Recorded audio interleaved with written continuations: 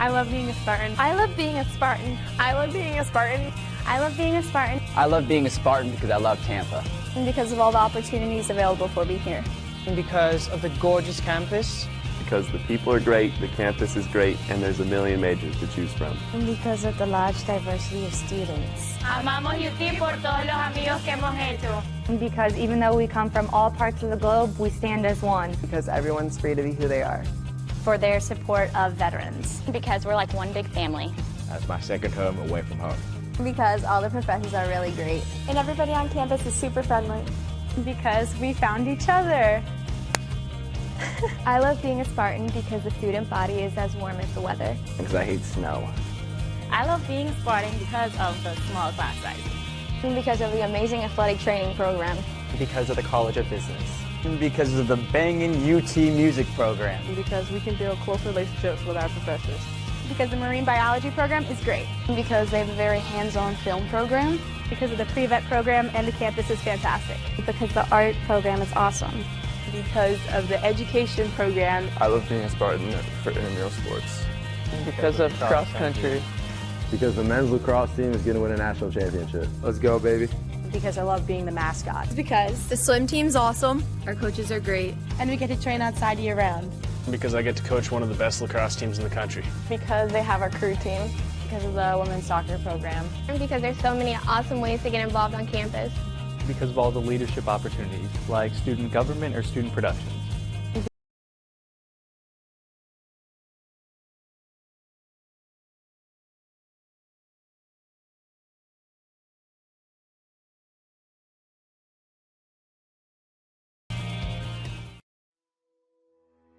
Welcome to the University of Tampa. My name is Victoria and I'm a junior studying communications.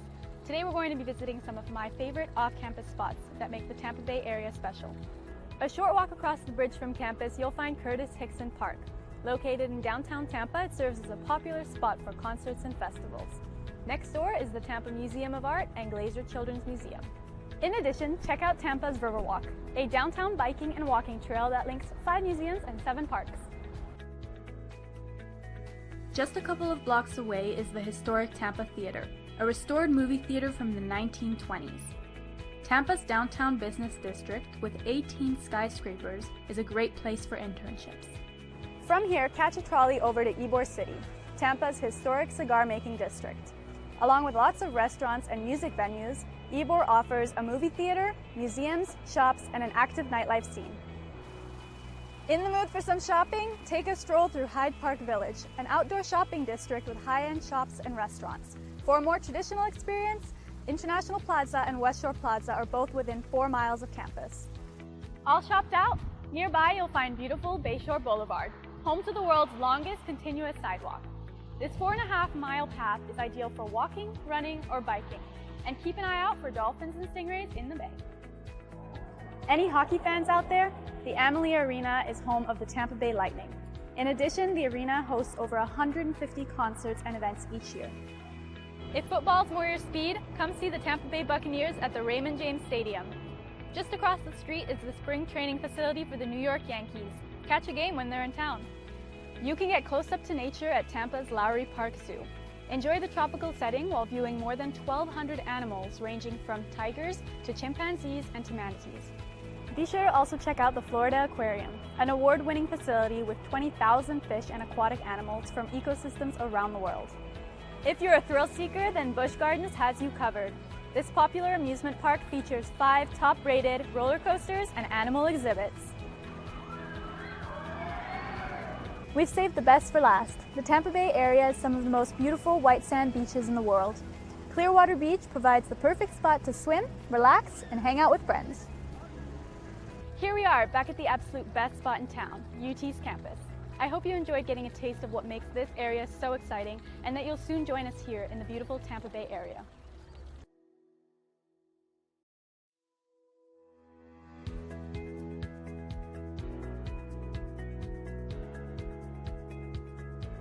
Welcome to the University of Tampa. My name is Tucker Whitman and I'm a junior marketing major here at UT.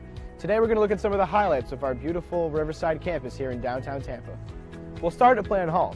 This historic building was opened in 1891 as the Tampa Bay Hotel and now serves as the main academic building here at UT. with 4 floors of classrooms as well as faculty and administrative offices. Next up, the Vaughn Center, the hub of campus life and activities. This multi-purpose building includes the campus bookstore, our primary cafeteria plus an additional food court, a theater, as well as offices and meeting rooms for student organizations. The Vaughn Center is also one of UT's residence halls, providing 5 floors of student rooms. Morsani Hall is another residence hall here at UT. In addition to housing approximately 450 students, this building offers another selection of eateries as well as a small grocery store. Now let's check out the Sykes College of Business. This academic building houses classrooms and faculty offices for UT's undergrad and graduate business students. This building also has a real-time stock trading room. Right next door is the Sykes Chapel for Faith and Values. This gorgeous interfaith chapel features a large main hall complete with a massive pipe organ, as well as meditation rooms and meeting rooms. Student healthcare is a major priority for us here at UT. The Dickey Health and Wellness Center is accessible to all students and provides high-quality services including basic medical care, counseling, and wellness programs. On the east side of campus, you'll find the McDonald-Kelsey Library. Here, students can learn from a large collection of books, periodicals, and digital databases. They can also take advantage of our numerous study rooms and computers. The Academic Success Center is another great resource for students. This is your one-stop shop for academic advising, coaching, and tutoring services. Whether you're a seasoned athlete or just want to shoot some hoops, the athletic facilities here at UT are hard to beat. The Bob Martinez Athletic Center includes a large gymnasium, a weight room, and training facilities. In addition, the campus features an aquatic center open year-round, 6 tennis courts, baseball and softball fields, a 1,500-seat stadium, as well as a lacrosse field and intramural complex. Need a break from studying? Head to Falk Theater and catch a play. This 1,000-seat historic theater serves as a home for all major performances made by UT's Department of Speech, Theater and Dance, as well as special guests. This is one of UT's newest facilities, the Innovation and Collaboration Building. Here you will find UT's very own Starbucks. In addition, classrooms, cybersecurity labs, study lounges, and the Loth Entrepreneurship Center, designed for student entrepreneurs to launch their startups. Thanks for joining me today. If you enjoyed this video tour of UT, we'd love to give you one in person. For more information or to schedule a campus visit, go to ut.edu.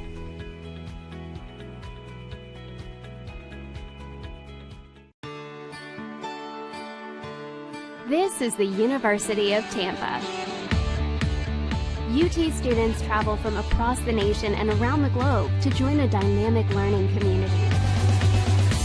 There are 150 academic programs, continuing studies for non-traditional students, and a highly ranked graduate school.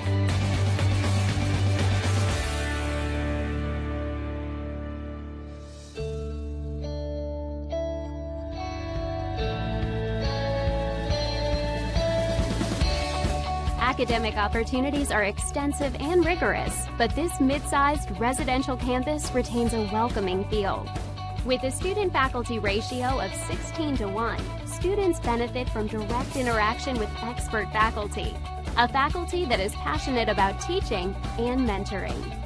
Outside the classroom, UT enjoys a unique environment. Plant Hall, a National Historic Landmark, is surrounded by modern and historic buildings on 105 acres. UT's beautiful downtown riverfront setting offers a gateway to the heart of a vibrant city. Students are within walking distance of jobs and internships, and the recreational opportunities are endless, both off campus and on campus. Students live in upscale residence halls and enjoy diverse activities, including performing arts, guest lectures, nearly 200 clubs and organizations, and a nationally ranked NCAA Division II athletics program.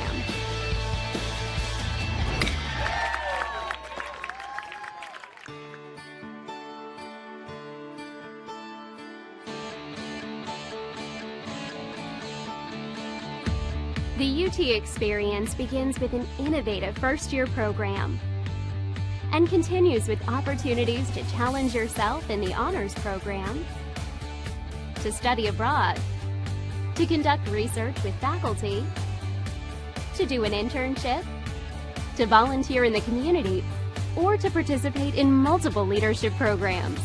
Explore your dreams, discover your talents, get ready to invent, innovate, and be a leader. This is the University of Tampa.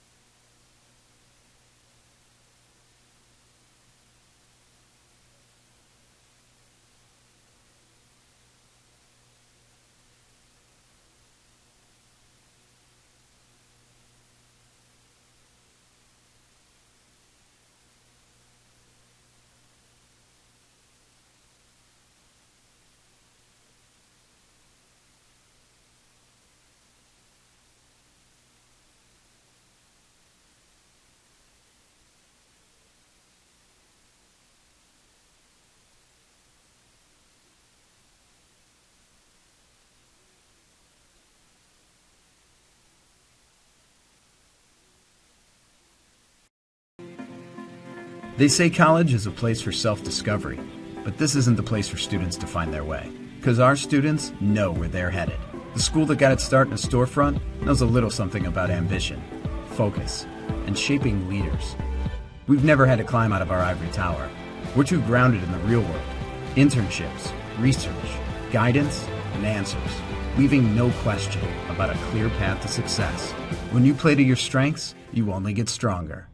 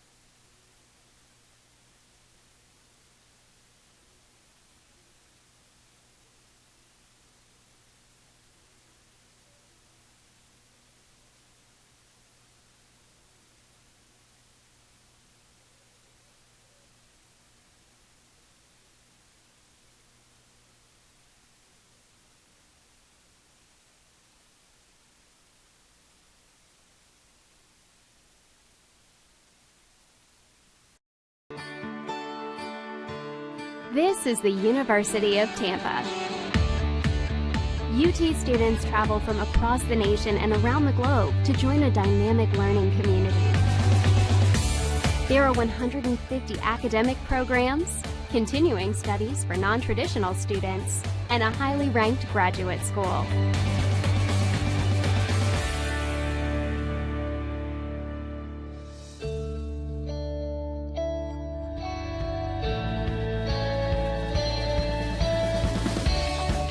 Academic opportunities are extensive and rigorous, but this mid-sized residential campus retains a welcoming feel. With a student-faculty ratio of 16:1, students benefit from direct interaction with expert faculty, a faculty that is passionate about teaching and mentoring. Outside the classroom, UT enjoys a unique environment. Plant Hall, a National Historic Landmark, is surrounded by modern and historic buildings on 105 acres. UT's beautiful downtown riverfront setting offers a gateway to the heart of a vibrant city. Students are within walking distance of jobs and internships, and the recreational opportunities are endless, both off-campus and on campus. Students live in upscale residence halls and enjoy diverse activities, including performing arts, guest lectures, nearly 200 clubs and organizations, and a nationally ranked NCAA Division II athletics program.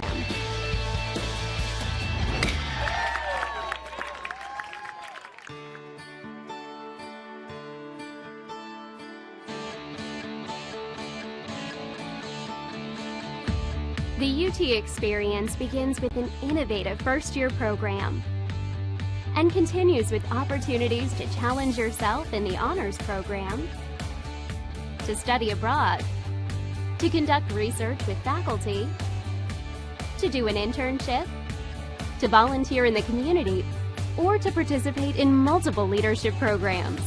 Explore your dreams, discover your talents, get ready to invent, innovate, and be a leader. This is the University of Tampa.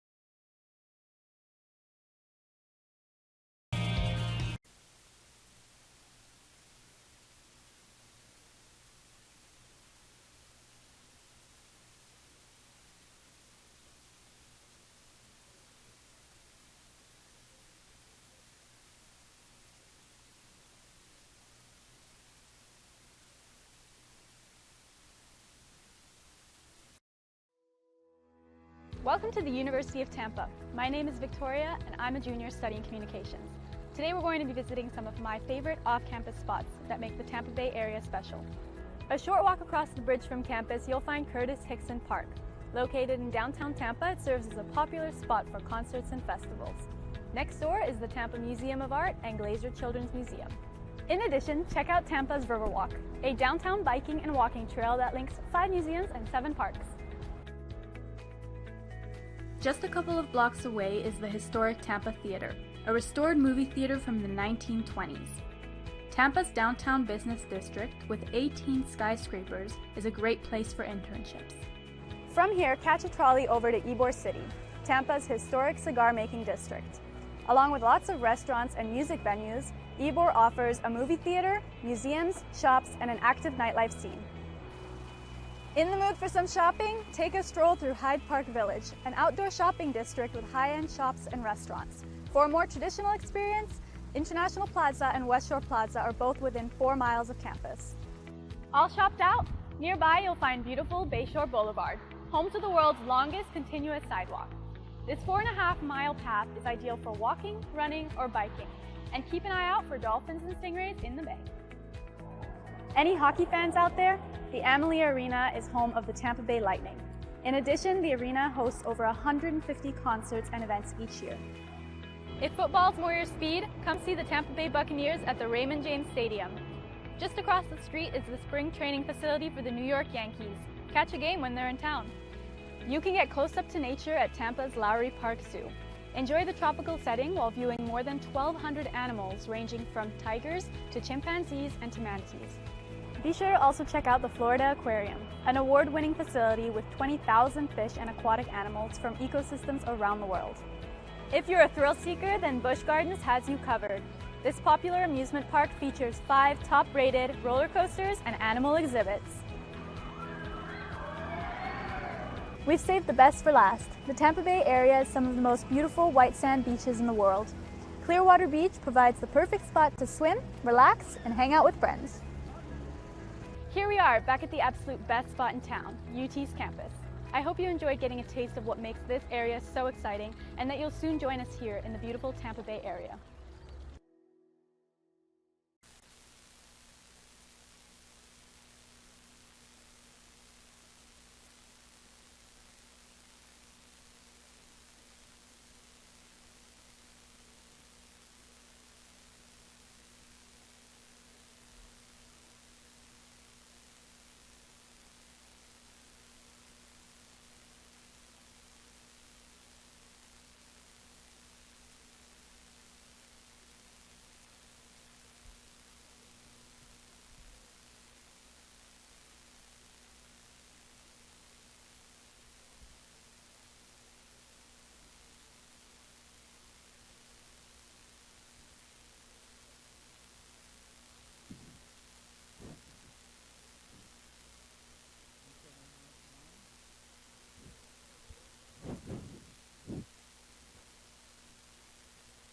That's when I go on.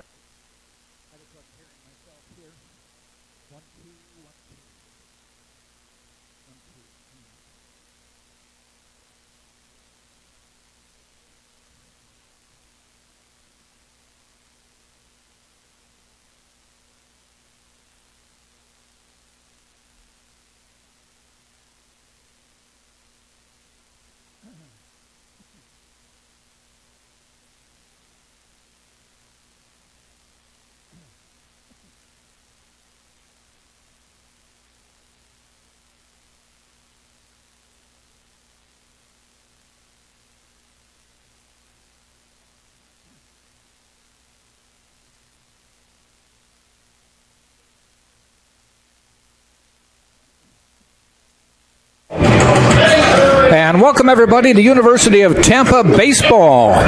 From the Tampa Baseball Stadium on the campus of the University of Tampa, a beautiful day for the Tampa Spartans to take on the Nova Southeastern baseball squad, a couple teams who are anxious to get back on the field. Spartans come in with a 7-1 record on the season, 5-0 in the Sunshine State Conference. Nova Southeastern is just 0-3 and have had more canceled or postponed games than then they have games played at this point. So both teams anxious to get on the field. About in the low 70s, not a cloud in the sky. A great day for baseball. Wind blowing out to right field as we get ready for this Sunshine State Conference matchup. We'll get to the starting lineups for today's game for Nova Southeastern. And leading off and playing third base is number 24. That is Daniel Irisari. He is a sophomore from Miami, Florida, John A. Ferguson High School. Batting second, playing shortstop, is number 15, Tyler Epstein, I should say. He is a freshman from Pembroke Pines, Florida, Flanagan High School. Batting third, number 23, the left fielder, and that is Aiden Fernandez, a 6'3 junior. He is from Miramar, Florida, attended Florida International before transferring over. Batting cleanup is number 19, and that is Alex Steinbach. He is a junior from Plainfield, Illinois. Steinbach will be in right field. Batting fifth is number 44, Colby Avon, and he is a freshman from Davie, Florida, American Heritage High School. Batting sixth, number 20, Olivier Mayrand, he's the catcher today, a freshman from Laval, Quebec, Canada. Batting seventh is number 47, and that is Adam Smith, a 6'2 freshman from Atlanta, Georgia, the Galloway School. Batting eighth is number 17, Alejandro Macario, and he is playing second base today. He is a sophomore from Caracas, Venezuela, went to Hillsborough Community College here in Tampa before transferring. And batting ninth is number 2, Stefan Schisler, a 5'10 freshman. He will be in center field today. Schisler is from Pembroke Pines, Florida, Flanagan High School. The Sharks are coached by Laz Gutierrez. In his second season, assistant coaches are Eric Anderson, Nick Rodriguez, and Brian Redzewski, as well as Will Delgado. We'll get you the Spartans lineup right after we have the national anthem.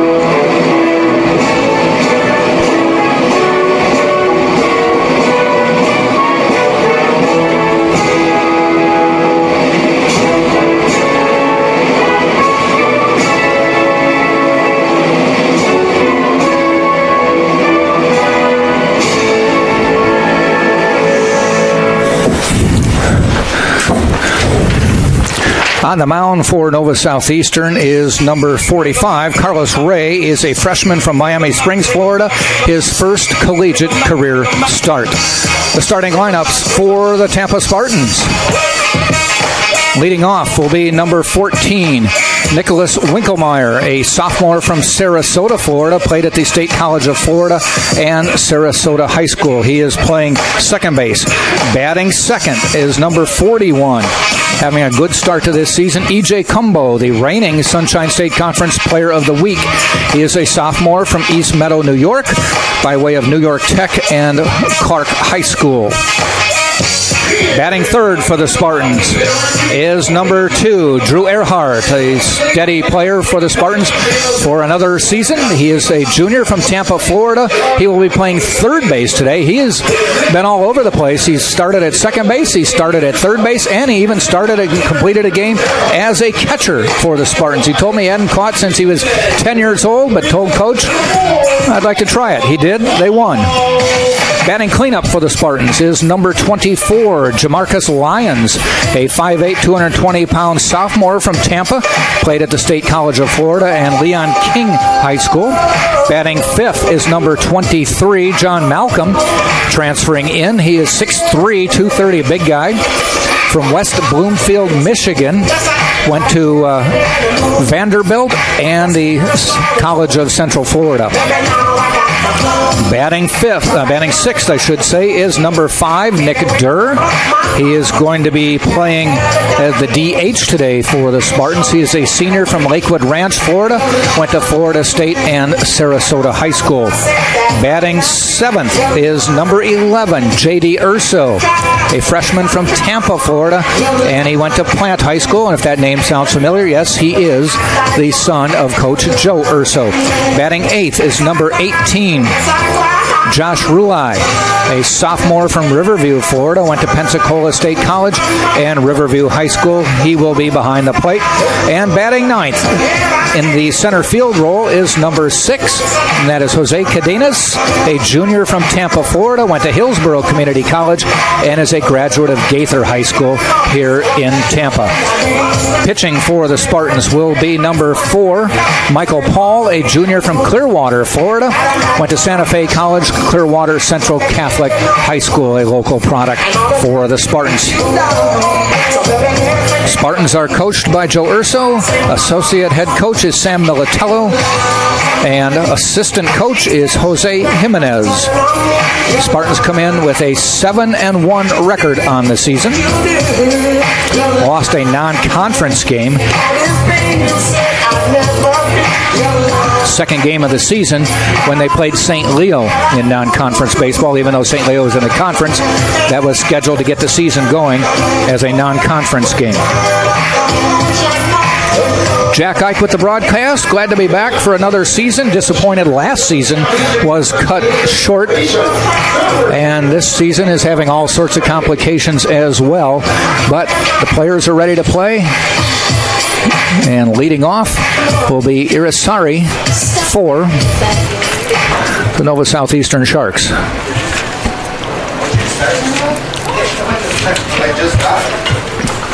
First pitch from Michael Paul, and it's a called strike.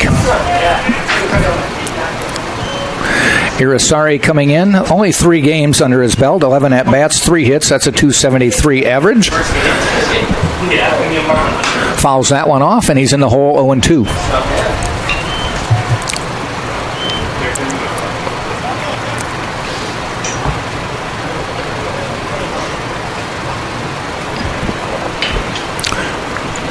On the 0-2 pitch, outside corner just missing, 1-2.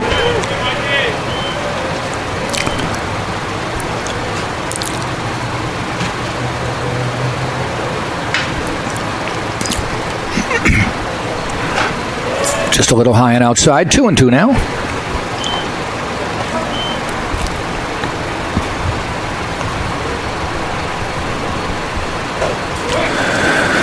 Two pitch from Paul.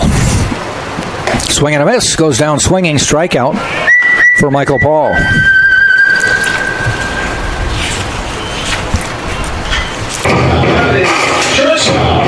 Number 15, Tyler Epstein. Tyler Epstein now to the plate for Nova Southeastern. Again, just 3 games under their belt, 9 at-bats, 3 hits, a .333 average. Paul is set, winds and fires. Fly ball heading out towards center field.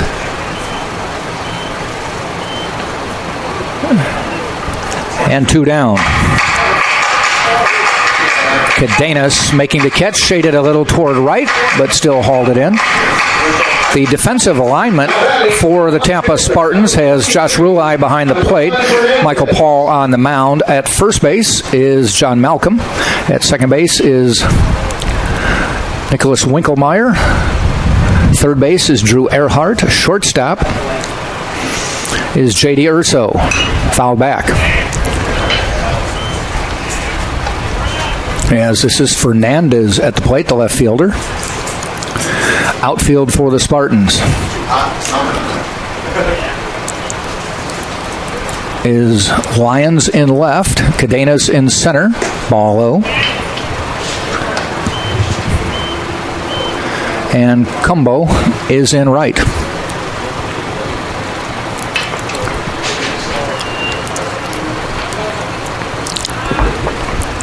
One. Check swing, call strike.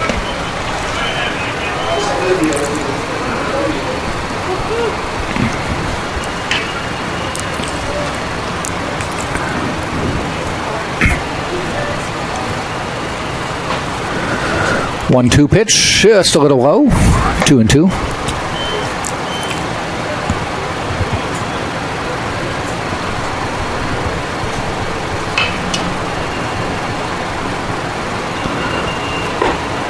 Just missing inside. Half of the Spartans team walking to the dugout, but they call it inside. 3-2 on Fernandez.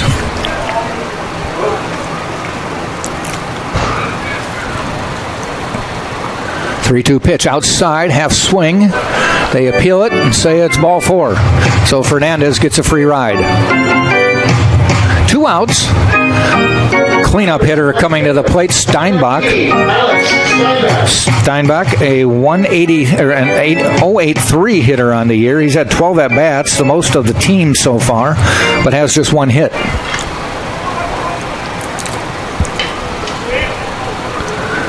So Paul will work out of the stretch for the first time today. First pitch, catches the outside corner, strike 1. Spartans playing him straight away, fairly deep.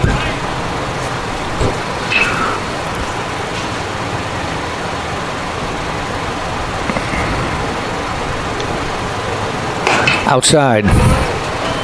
1-1.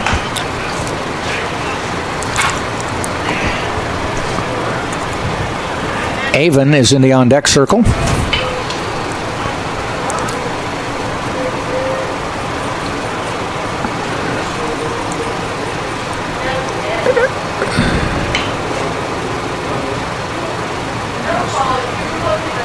Off-speed pitch fouled off, goes out of play.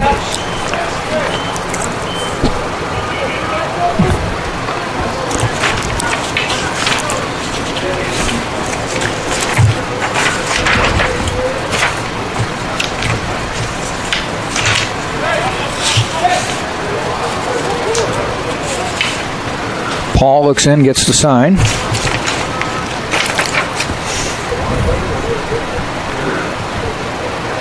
Fouled off. This Nova Southeastern schedule, they had their first 2 games of the season postponed. And then they were able to play Florida Tech, lost those 3 games, 10-7, 4-3, and 2-1. But that was back on March 13th. Ever since then, 1, 2, 3, 4, 5, 6, 7, 8, 9 games have been postponed. Finally able to play again here in Tampa. Pitches a little bit inside, 2-2.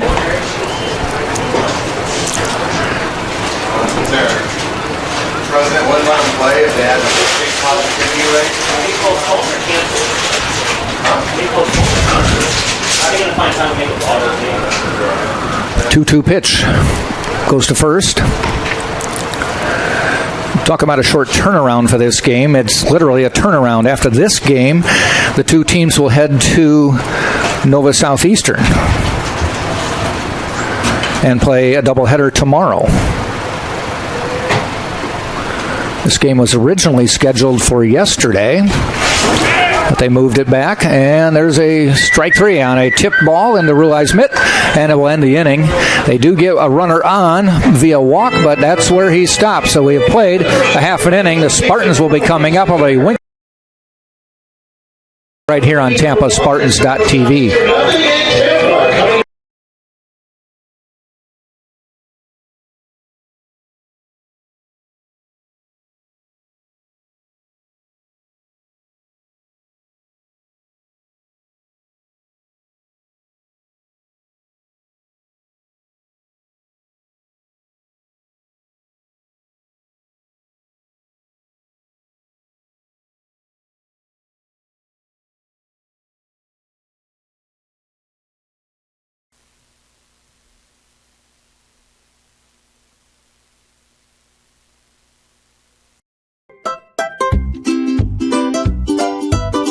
What do you get when you take your favorite food and stuff it inside a pocket of homemade dough? Cooked perfectly until golden brown. It's a mouth-watering empanada from Mr. Empanada. No one makes a better empanada. Take Ted Webb's word for it. Almost as good as my mom used to make. Check out our website for a location near you. Mr. Empanada.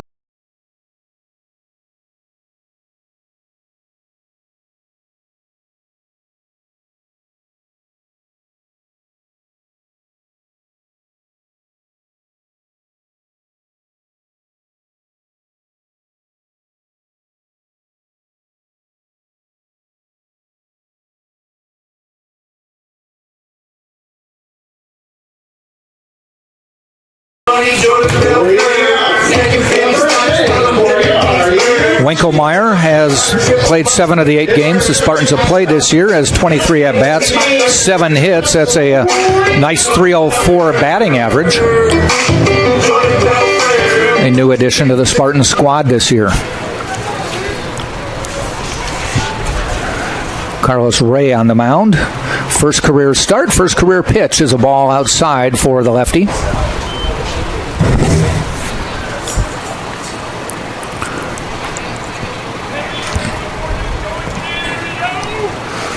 Fouled off just down the third base line. Joe Urso skips out of the way.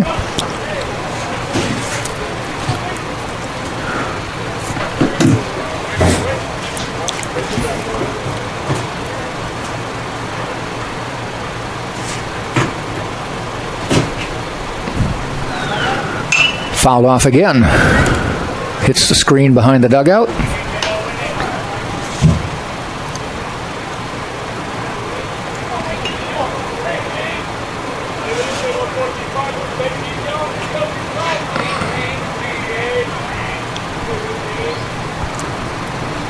So the 0-2 again.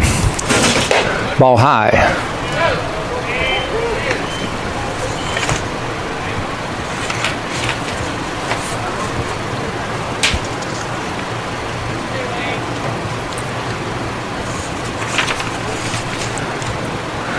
Ray pitching out of the stretch. And he calls out Winkelmeyer. Caught looking. 1 up, 1 down for the Spartans. That'll bring Cumbo to the plate.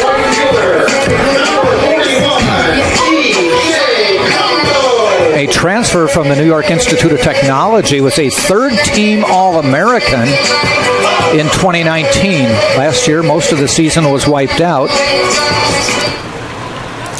but was the player of the year in his conference there in his one season, transferring down to Tampa. On the year, he's showing why he was an All-American a few years ago. .394 on this season, 13 hits and 33 at-bats. The only Spartan player this season with more than 30 at-bats. Scored 10 runs, has 4 of his 13 hits are doubles, 2 of them are home runs, 7 RBI on the way as well. 3 balls, no strikes. Lefty against lefty.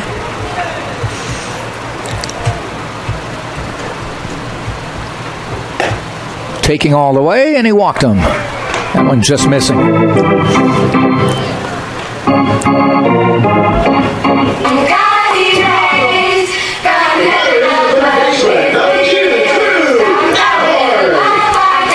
And it brings Drew Earhart to the plate for the Spartans. .316 on the year.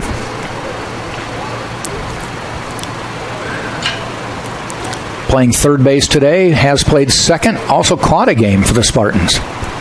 Ball a little high. He said he wouldn't be surprised if he gets moved over to second base later in this game.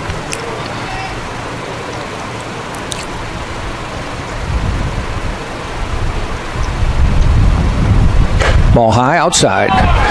Asked him about catching, if that's something he had done before, and he said not since he was 10 years old. But he said he always loved it, so he asked Coach if he could catch a game. He started, and they won. He said, anytime, Coach. Love doing it. Throw gets away. Cumbo racing to second, and he'll go in standing up. So a runner in scoring position on the throwing error, on the pickoff attempt.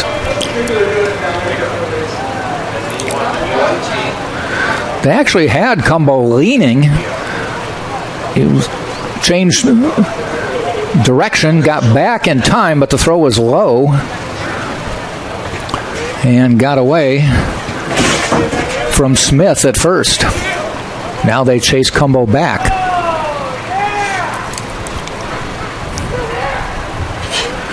Earhart on the season, 7 RBI.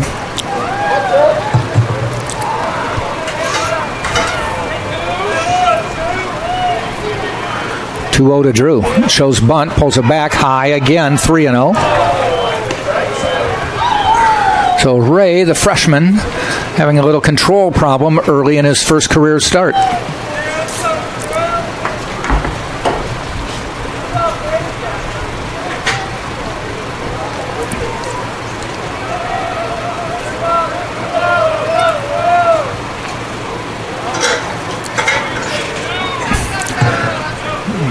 Ray steps off.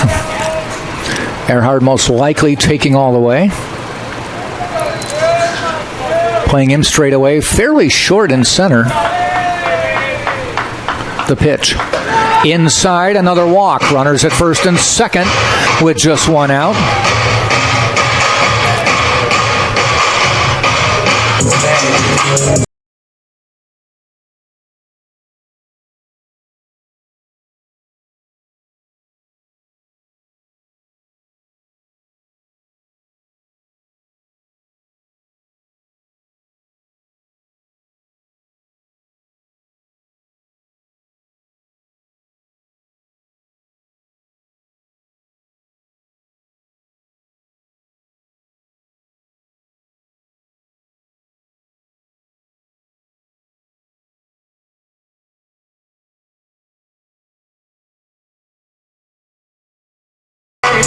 Roster oftentimes made up of a third of returnees, a third freshmen, and a third transfers.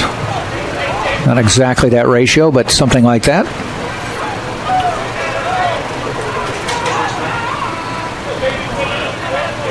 First pitch to Lyons, and it's a strike. Laz Gutierrez, the coach, with a little mound visit, and he pounds the mitt and throws a strike.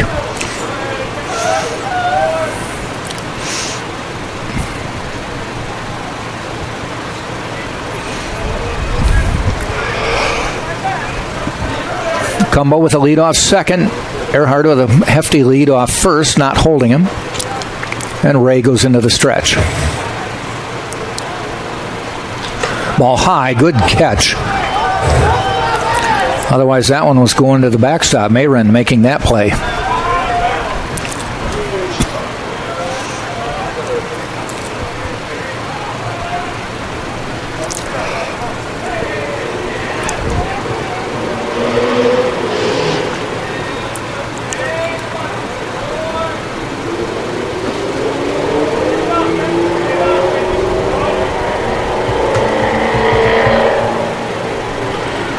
Ground ball heading up toward short. You get one. The return throw. They got the double play to end the inning. Bouncing ball out to second. Shortstop made the play. That was Epstein, and he threw it across the diamond after stepping on second to Smith. And they get out of the little bit of a jam after walking two batters. So we played an inning, and it's still no score. Tampa and Nova Southeastern. They say college is a place for self-discovery, but this isn't the place for students to find their way. Because our students know where they're headed. The school that got its start in a storefront knows a little something about ambition, focus, and shaping leaders. We've never had to climb out of our ivory tower. We're too grounded in the real world. Internships, research, guidance, and answers, leaving no question about a clear path to success. When you play to your strengths, you only get stronger.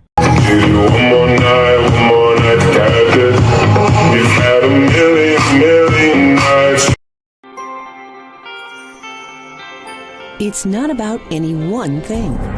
It's about how everything comes together, how it all connects. People, ideas, resources, community, everything. Quality of life services. That's what we do. Sodexo.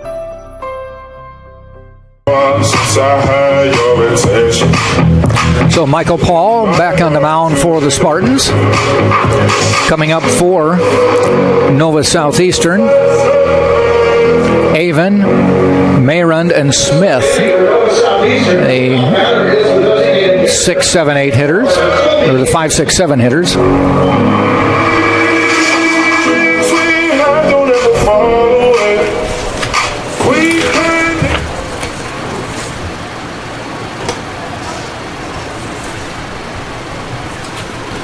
Paul into the windup. Popped up, out of play. Behind the Sharks dugout.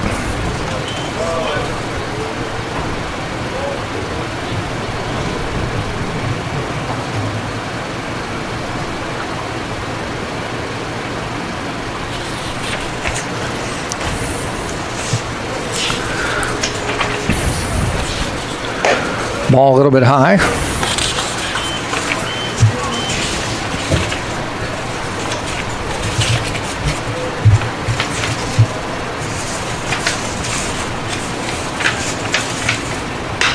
Swing and fly ball out to left field, deep, high, and waiting for it and making the catch for the Spartans for the first out of the inning. The Lions had to wait a long time for that one. Those are tough plays to make when you don't have any clouds in the sky, nothing to judge the ball on. So he drifted back, then came in.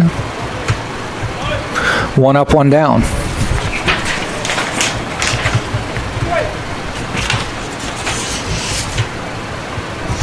Mayrund at the plate now.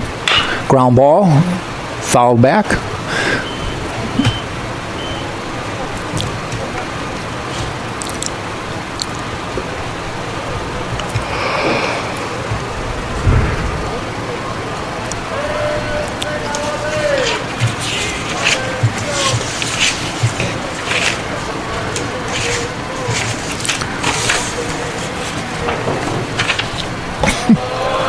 Ball low.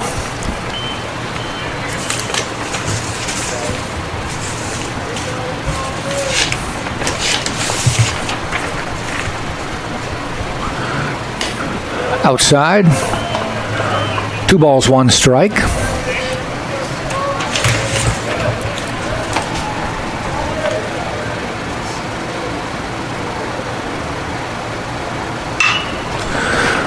Hit down the right field line. It's foul territory, and it's up on the screen foul.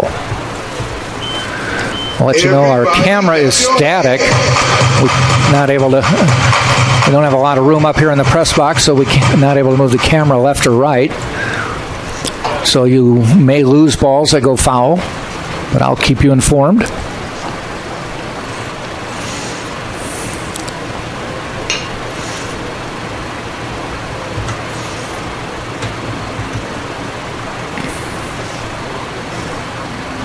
So Mayrund back in the box, 2-2 count now. On deck is Alex Smith. Ball a little bit low.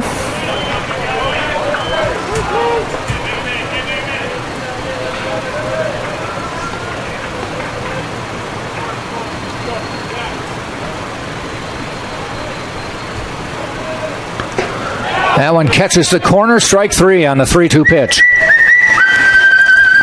Mayrund decided he wasn't going to swing. Thought it was outside, gets called out. So that'll bring up the first baseman, Alex Smith. Adam Smith, I should say.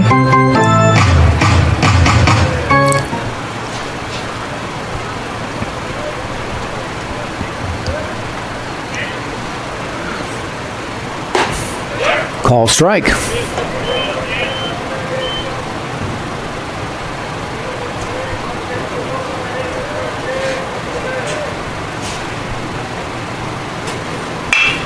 Ground ball, Winkelmeyer, tossed, to end the inning. So Nova Southeastern goes quietly, 3 up, 3 down. We played an inning and a half, still no score. Spartans coming to back, and they'll send up Malcolm Durr and Urso in the bottom of the second right here on TampaSpartans.tv.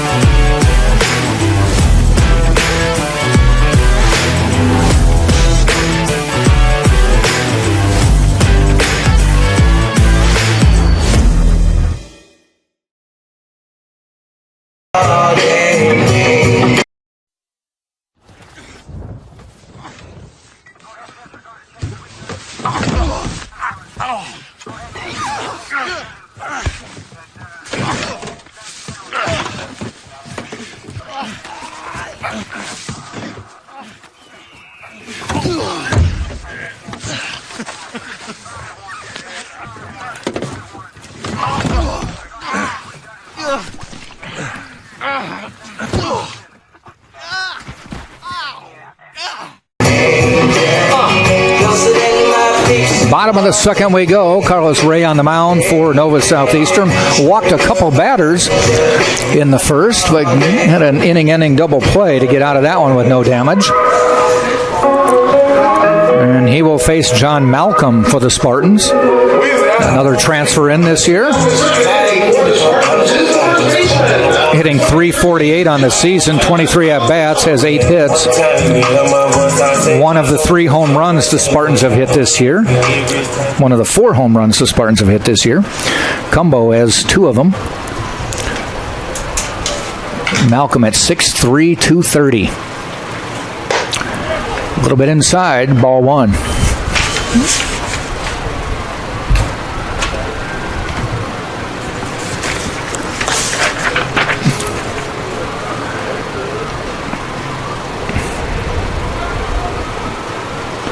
Ball to the fence, nobody on, no damage. Spartans have kind of been one of the lucky ones in the conference. Only 4 games have been postponed this year.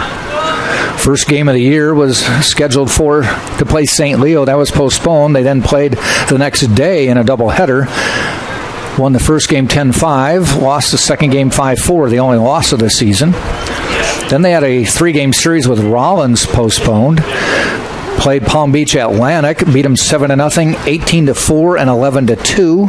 And last weekend took 3 out of 3 from Florida Tech, 7-1, 7-0, and 1-0. So they're on a roll right now.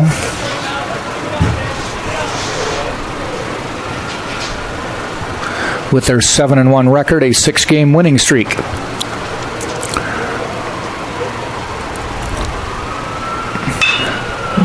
Fouled off. The way the Sunshine State Conference is doing things this year for conference games is the first game of the series is at one of the venues. Then the doubleheader, they switch venues for the next day. So playing Nova Southeastern home today, they will head to Nova and play a doubleheader tomorrow. Malcolm gets walked. I've been getting it since a dollar. I keep dollars on my head.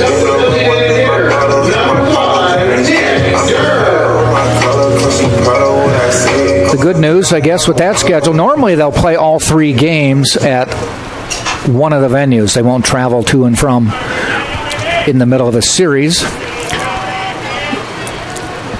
But the good news is you get to see every team in the conference at least once during the season at home.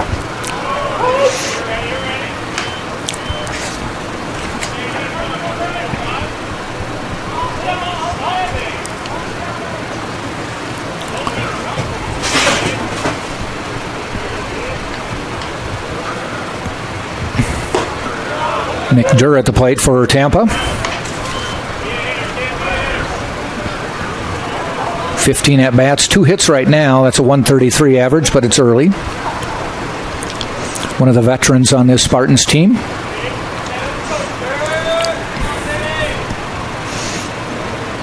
Ball high.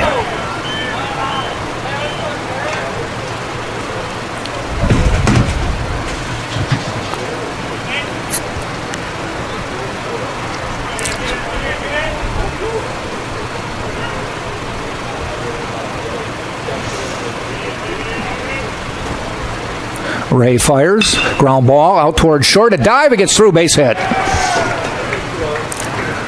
Malcolm to second. Durr with the base hit on first. First hit of the game for either team. And it brings J.D. Urso to the plate for Tampa.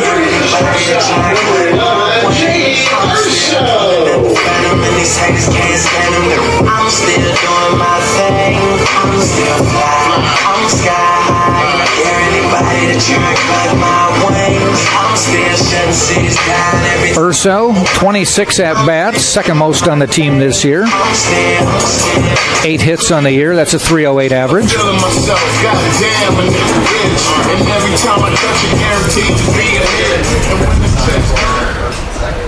With nobody out, they're playing in at the corners, looking for a possible bunt from Urso. He may just try to advance the runners. He squares, pulls it back, and it's a ball. J.D. Urso, coach's son, played a lot last year, but has slid into the starting role this year. Much heralded prep.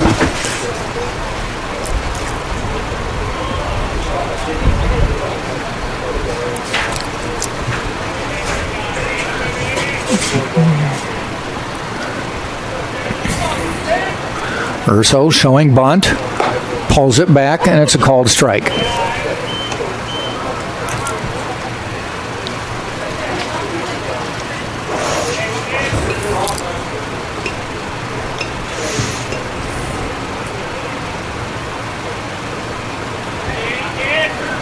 Just about every play, Ray, before he pitches, will step off the mound, get a signal from shortstop. There he's got a signal from the shortstop, then the third baseman, and then he went back to the shortstop, just trying to decide which way to go.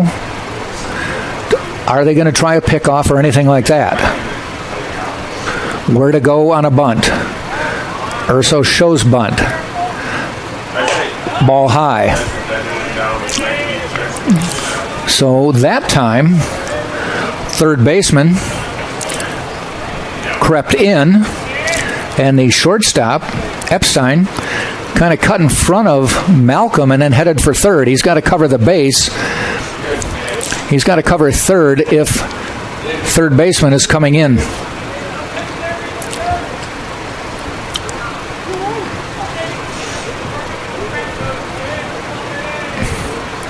Two balls, one strike.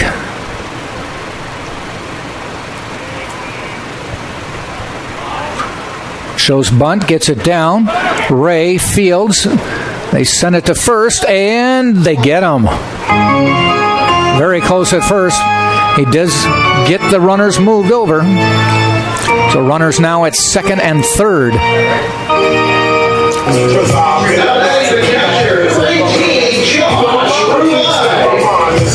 Josh Ruai to the plate for the Spartans.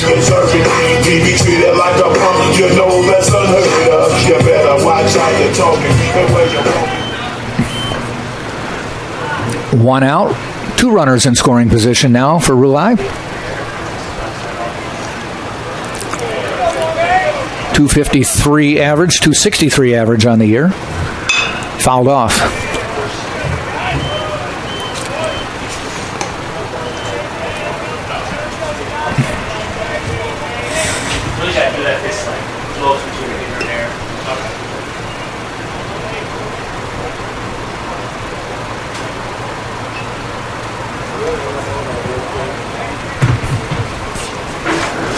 Ray with a long look.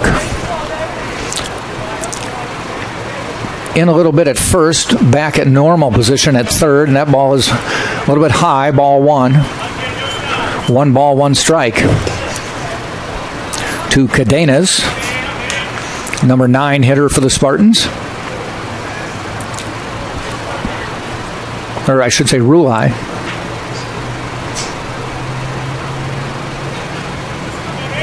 Cadenas on deck.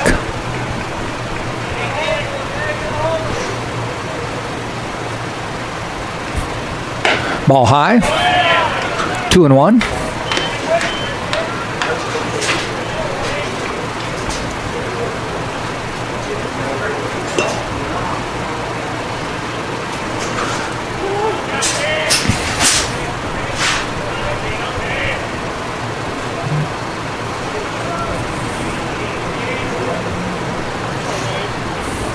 Swing and a miss. 2-2.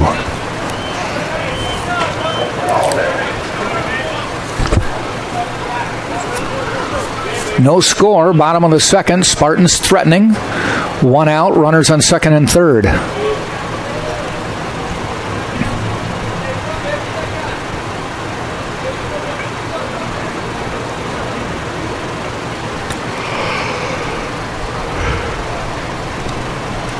That one blooped into right field, falls in for the base hit. That'll plate Malcolm. Malcolm had to wait because that one was deep enough that the right fielder had a chance at it.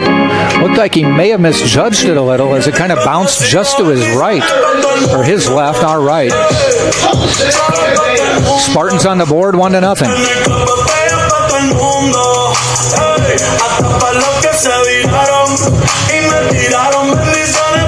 So for Rulai, that is his second RBI of the year. And for Malcolm, it is his 8th run of the year. Brings Jose Cadenas to the plate, number 9 hitter in the order. Lays down a bunt. Ray, they try to go to the plate. The throw, he's safe.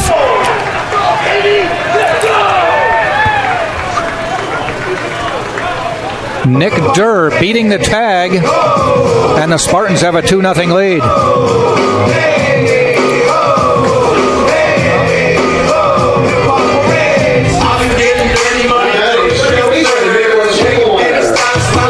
Durr was off and running.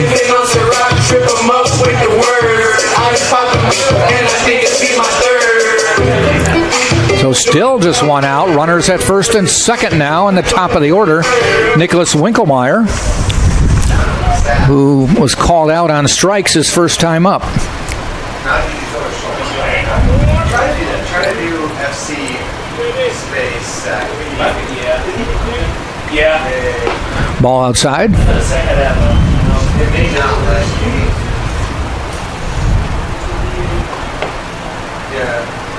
Because he should get, if you're going to do that fielder twice, then outside there. Purpose was to move him over. Yeah. A suicide. Right. Suicide, you just get the out. If he's not out, you just get the sack. You do, but they would have, but that's why the fielder's choice is true. Instead of the put out first. Ball outside. You know, when you revisit it, but I think that's the way. Does that go down as a fielder's choice, Tom? Yeah, fielder's choice, sack bunt. Okay. For now. Hard to say if that was a attempt at a suicide squeeze or not, but they did try to go to the plate, so it was a fielder's choice that they didn't get. Ball, nope, called strike on the corner, 2-1.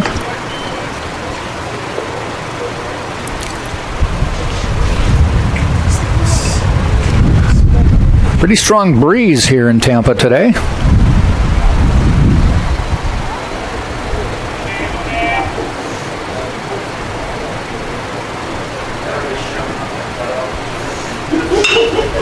Fouled off. Showing just I can't believe my weather. It says 68 and cloudy. Use this chair for now. I'm going to sit here running this. So I'll wait till the next half inning. Welcome back. Thank you. See you again. Sorry to test. That will be yours.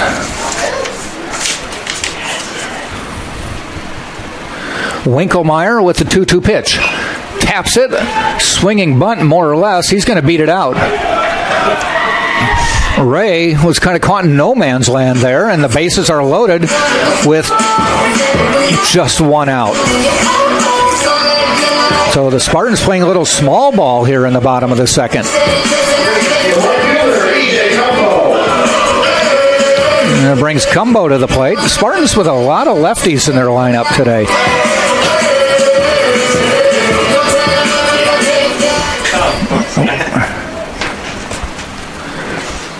Cumbo walked his first time at the plate. Right here it says, unable runners advance provided no other runners. So Ray in a predicament now with the bases loaded, 1 out, and Cumbo,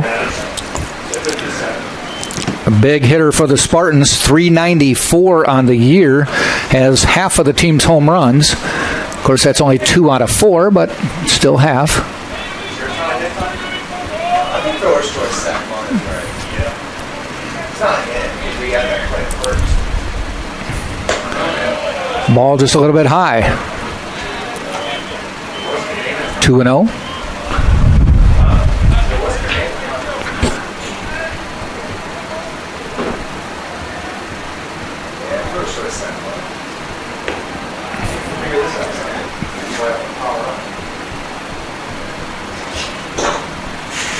Be a real problem solver. I Googled it and everything. There's a call strike on the corner. 2 balls, 1 strike. I held it down for like a minute.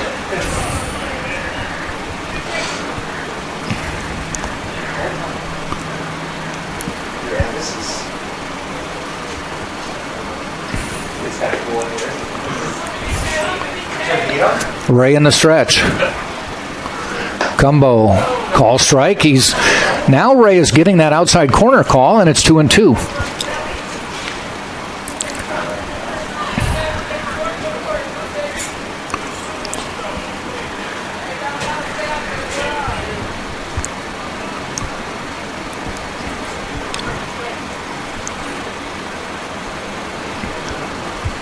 Ground ball out to short.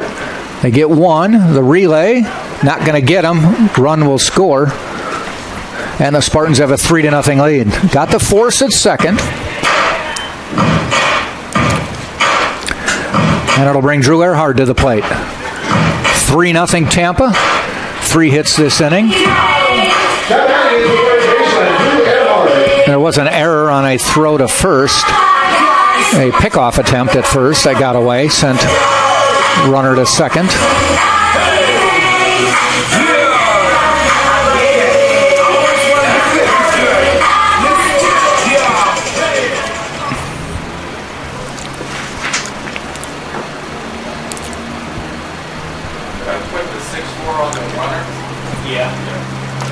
Earhart sees one to go outside.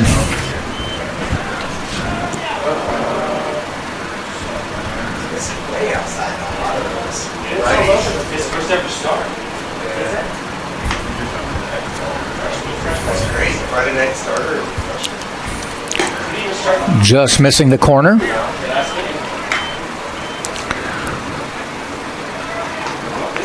Cadena's on third. Winkelmeyer on first.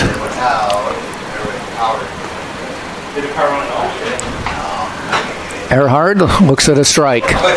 2 balls, 1 strike.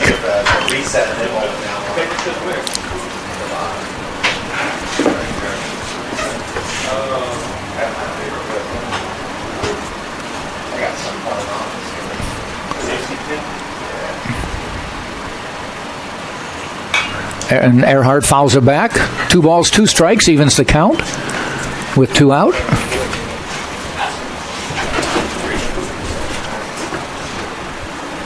Stop.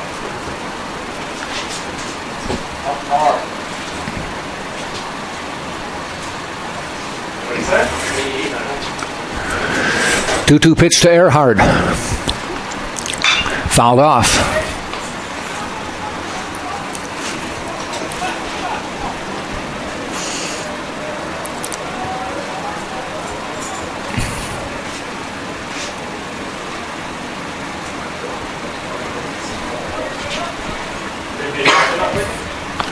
Ray in the stretch. Earhart looks at a ball high, 3-2, full count. Ray's throwing a lot of pitches in just 2 innings.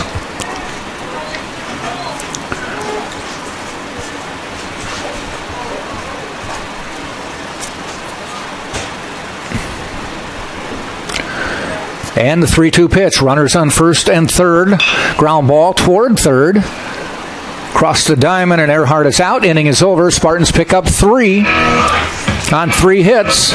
Leave 2. We've played 2. And it is Tampa 3 and Nova Southeastern nothing.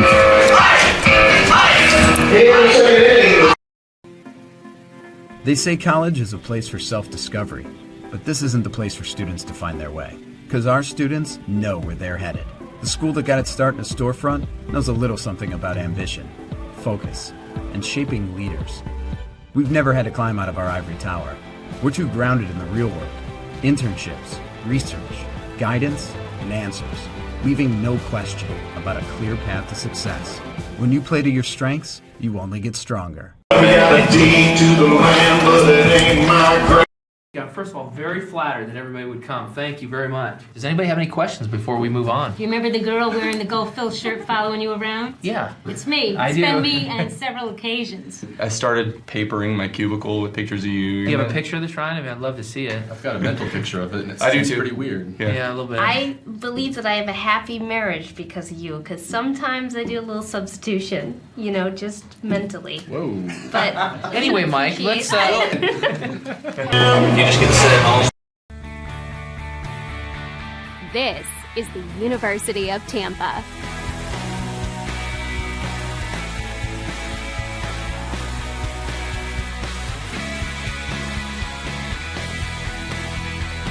Explore your dreams.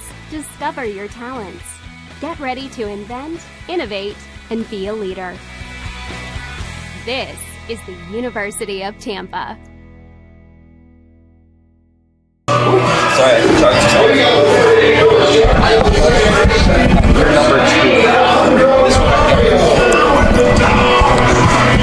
So we head to the top of the third inning. Tampa on top, 3-0. I want to welcome Tate Gebhardt back to the broadcast. How's it going, booth. Ike? It's been a while since I've seen you. Pre-COVID, I presume. Probably a year ago. It was a long time ago. So Tate Gebhardt sitting next to me. I'm Jack Ike with the broadcast. 3-0. Spartans up. And you just came from a test. Yeah, shout out to Professor Marley. The test was, I think, an A, so hopefully that's the result. Shout out to the professor. Shout out to the professor. Wow. Yeah. I got it. But yeah, usually hopefully it's shout at the professor. Nah, I love my professors. They're doing the best they can with all this. Yeah. Now, was it virtual or were you on? It was, so the test was online. It was a PDF. You just had to fill it out back in. So, yeah, my brain function is not doing too well right now, but baseball is, I feel more comfortable we'll here now. Simplify it here? It should be. That's what I'm hoping for. Michael Paul with the pitch, a little off speed, just a little bit high. So, Mr. Ike, hopefully you don't review it for me, but what happened since I since I got here late second? It was no score until the bottom of the second. Spartans, couple base hits, couple walks.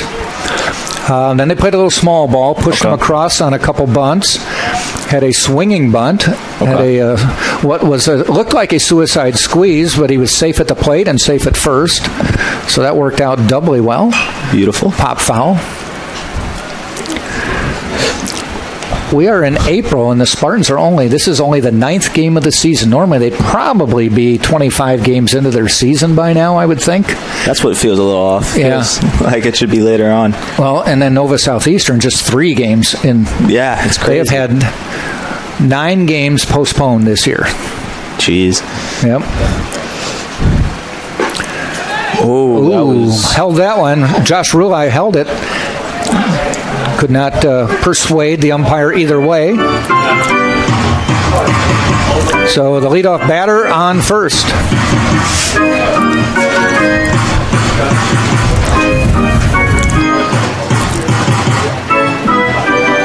And it's going to bring to the plate number 9 in the order, Schisler. I'm going to take that back. It'll be number 8 in the order, Macario.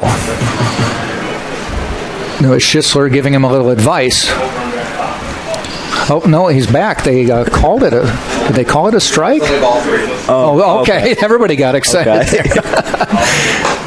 All right. Did he go? No, he did not. They say no. So I don't know if Macario was trying to fake us out and take the base and hope nobody would notice. That reminds me of that time I got a 2-pitch strikeout when I was in middle school. They forgot it was 3 strikes, obviously. I don't understand why. They just called you out? No, I was pitching. You were pitching? Oh, okay. I got away with a 2-strike strikeout. So you forgot to mention it to him as well. Just keep going. Happens to the best of them. Now Schisler to the plate for his first at-bat of the game. Timeout called. You watch any opening day baseball? I did not. My daughter and I, she had the day off yesterday. They have 2 days off this week, end of the quarter. Okay. Teachers had to go to school, compile the grades. Sure. So we went for a walk. There's a bunt laid down. Earhart makes the play, has no choice but to go to first in time for the play. Let's go! Good play by Earhart there. Earhart looks very comfortable at third. Let's go! Played a little bit last year, mostly at second base. And as I mentioned a couple times, was catcher in a game this year. It's a tough transformation from second to third base. Got a longer throw. It's a hotter, more of a reaction instead of playing the ball. Longer throw. Don't have time to measure your throw. You just got to let it go. But he said he likes it. Shows scouts a lot of versatility. Yeah. Well, when I talked to him before, I said you played catcher, third, and second. You got to try it for all 9 positions in a game. Like that Will Ferrell documentary where he did all 9. Yeah, there's a player from many years ago, probably 40 years ago, named Bert Campaneris. I've heard the name. Played for the Oakland A's, which may have been the Kansas City A's at the time, and they did that. I think they were out of the race. He played every position, even pitched. Thank you. So I mentioned it to Drew, and he said, I'm for that. I'll come in and get the save in the 9th, or at least close it. Yeah, if you can catch, and I think you can play every other position. He said he's never caught since he was 10 years old, but he said he's always loved it. So he said, Coach, let me do it. He said, we did not recruit a catcher this year, so we're down 1 in terms of numbers. And he said, I'll help you out if you need it. Fouled off. You ever seen a car get hit over there? Yes. I was just thinking about that. I was like, this is pretty high netting they call the birdcage here. At least we assumed he got hit because he came to a screeching halt, and we swear we heard a crash. I'm sure what Tate is referring to is on the left field line is Cass Street here in Tampa, and it's a boulevard. And there's about a 90-foot fence surrounding the ballpark, but you hit a foul ball here, and it's going to climb over that fence right behind the plate. And we've seen many a car hit the brakes. One we think got hit. One got hit. Interesting stuff. So I imagine they've got to make sure their insurance is paid up. I had a buddy my freshman year who I believe lives in that building over there, which is Straz Hall, and it's a good view if you're a college kid here. And it hit the window and shattered the window.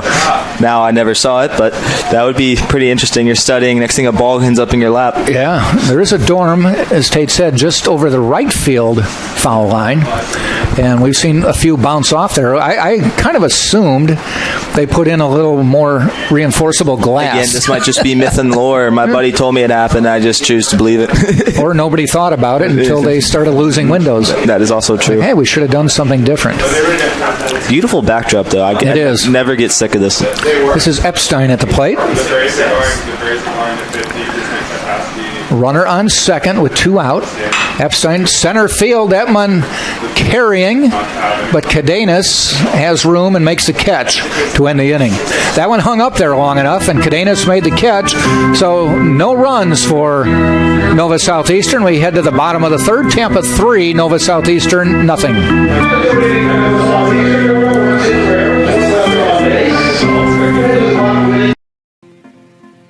They say college is a place for self-discovery, but this isn't the place for students to find their way. Because our students know where they're headed. The school that got its start in a storefront knows a little something about ambition, focus, and shaping leaders. We've never had to climb out of our ivory tower. We're too grounded in the real world. Internships, research, guidance, and answers, leaving no question about a clear path to success. When you play to your strengths, you only get stronger. Is Nova Southeastern ranked? I looked up. We're in any team in the conference.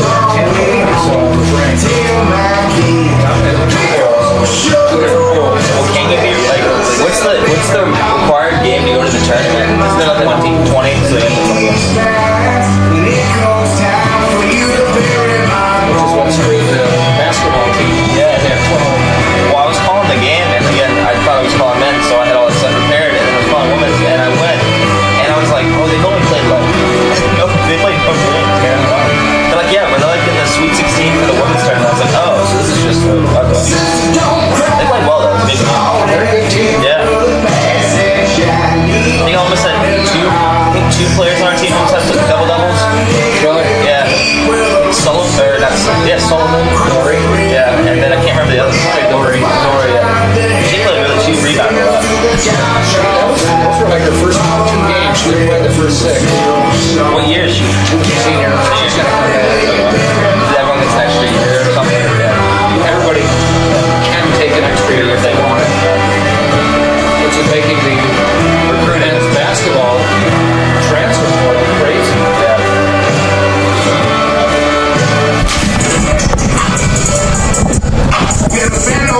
So we have a pitching change as we head to the bottom of the third. Let's see if we can get the number. Tate, you probably have better eyes than me, so I'll put you in charge. It looks like 30-something. Oh, you're talking about the pitcher. My bad. New pitcher. I think it's a new pitcher. Let me see if he goes to the wind-up. Foul back. We need him to turn around. Oh, there we go. Thank you, Tom.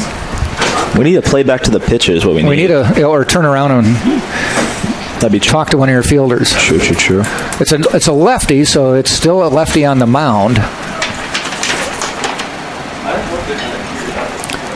You're right. It looks like 30s. Lions fouls it off.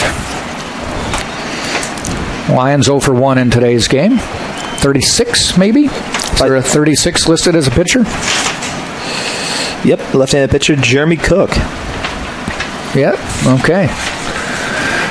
They've only got 3 games in this year. Let's see if there's any numbers on Cook for the year. Ground ball out to short. Quick throw. Lions is out. Cook on the year. I'm going to put you in charge of reading his stats. Sure. That's like a 4-point font.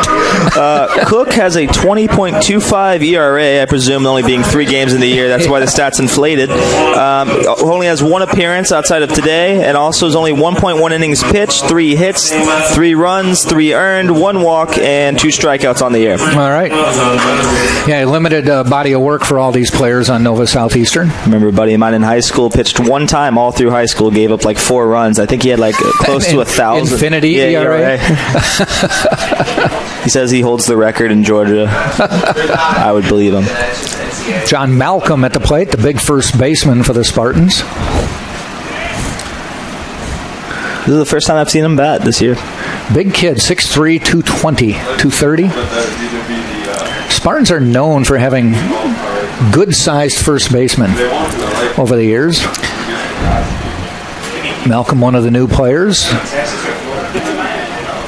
Is Sullivan taking a day off today? Yes. Okay. Check swing foul back.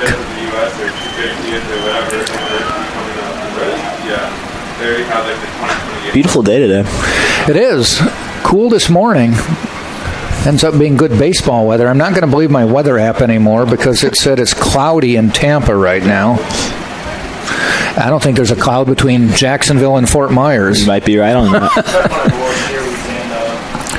1-2 to Malcolm. Leans back, and it's 2-2. They're saying 68 and cloudy, and if you can see a cloud, let me know. Yeah. It was cool this morning in mid-40s. Fouled back, chasing the Spartan dugout.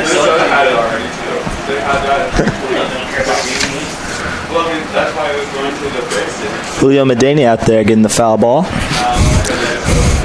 Got to get up and move once in a while. 2-2 to Malcolm. And a strikeout. Goes down swinging.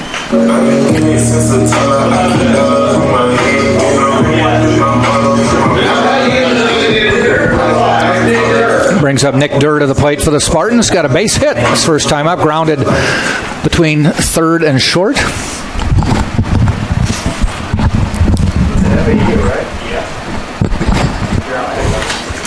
Cook on the mound for the Sharks, the first pitch. Inside. Oh, we haven't put the score on here? I put 3-2. Oh, that's the score? Yeah. It's not like the other ones. What did we win? 3-2? Yeah.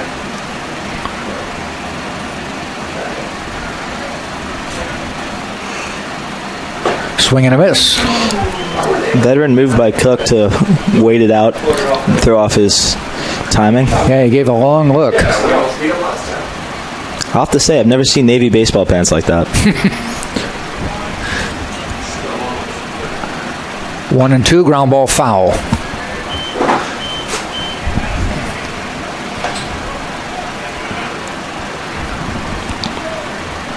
On deck is J.D. Urso.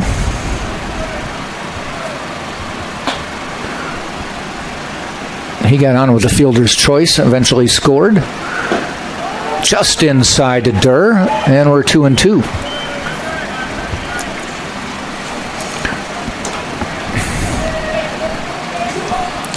They're saying that wind is east-northeast at 14. That means it's blowing out to left field. If somebody gets one up. Spartans with a fairly heavy left-handed lineup today. Goes to a full count. I wouldn't be shocked if you saw Sullivan pinch hit potentially later on in the game, depending on how close this game gets.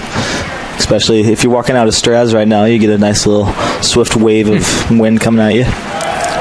And they get the strikeout. So Durr goes down on a called third strike. Quick gets the K. The Spartans don't score. We played 3, and it's 3-0 Tampa. This is the University of Tampa.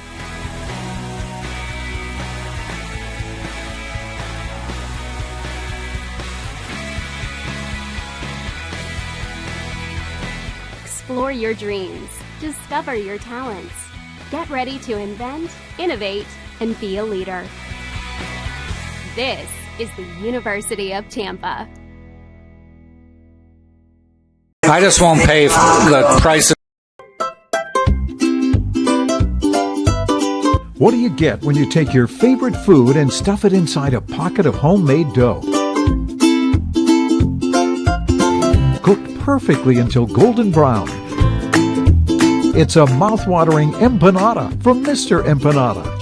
No one makes a better empanada. Take Ted Webb's word for it. Almost as good as my mom used to make. Check out our website for a location near you. Mr. Empanada.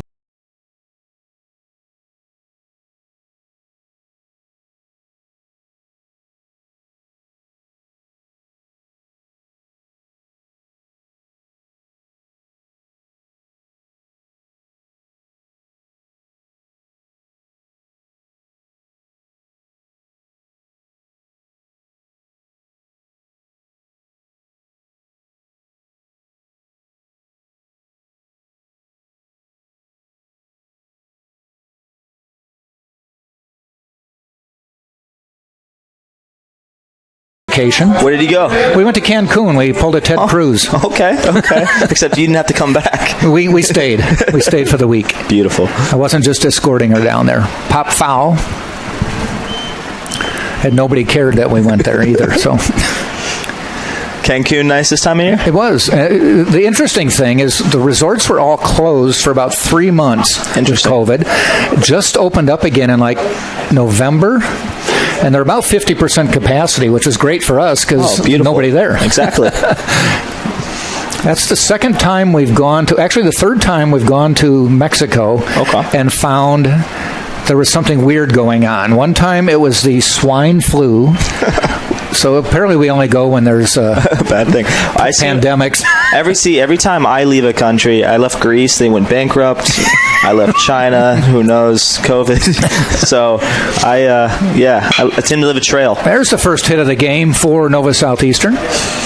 And then one time we went there was a tropical storm came through, so they boarded everything up for a couple days. I don't know whether you believe in religion or not, but maybe that's a sign. Yeah, but we've been there like 10 other times where nothing's happened. True. That's good. Yeah, we don't have spring break. We have reading days where we're supposed to sit inside and read. Basically, we just go to the beach and study. Yes.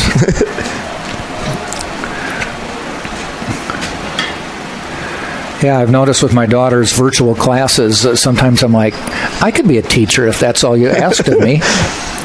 Ground ball. Earhart tries to snap it up, makes a nice play, gets the runner at second. For those college kids listening in who don't know much about baseball, that's an extremely hard play to make, and a little bit of a risky one if I was to say myself to go to second there, but strong arm by Earhart.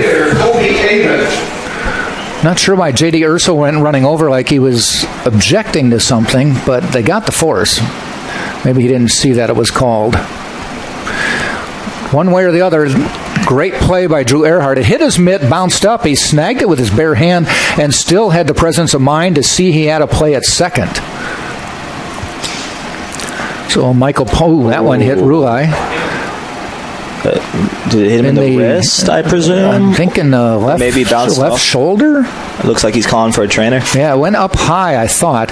I'm not sure if he just didn't get his mitt up there in time or what. I'm assuming it must have deflected. I didn't know if he was deflected off the bat or not. Well, you may get Dan Sullivan before you know it. Yeah. Keep jinxing people. Hope he's okay. It looked like it might have hit him in the left shoulder. Neck, maybe? Neck, yeah, up high.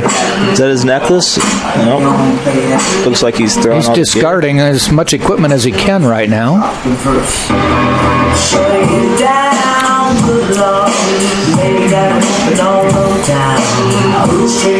That play before, though, by Drew, it's extremely strong arm there to get it over there.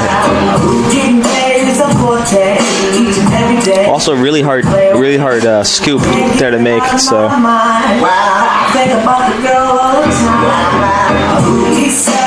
Doing a couple tests on Josh. Checking out his mobility. I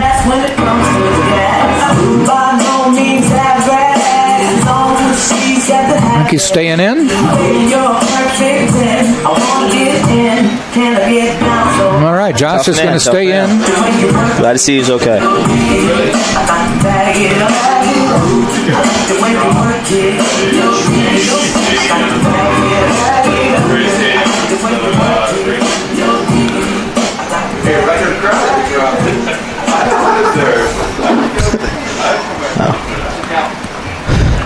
So Avon to the plate, 0 for 1 on the day.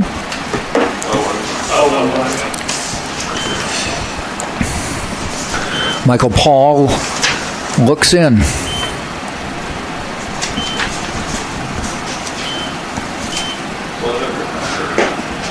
Runner goes. There's the throw. Scoop, tag, save. Oh, very close play.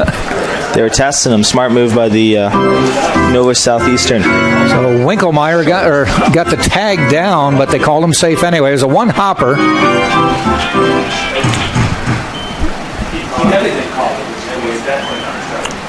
But the stolen base puts Steinbach on second now. First runner in scoring position for Nova Southeastern. Steinbach with the first hit of the game for Nova Southeastern.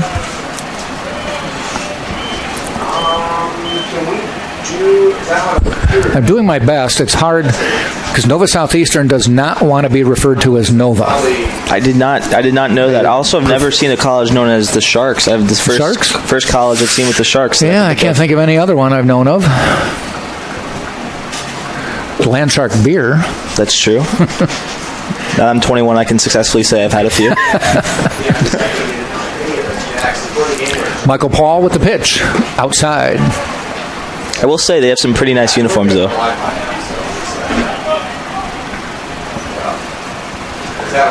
Away Grays. 2 balls, 2 strikes. Yeah, you're right. I've never heard of a team called the Sharks.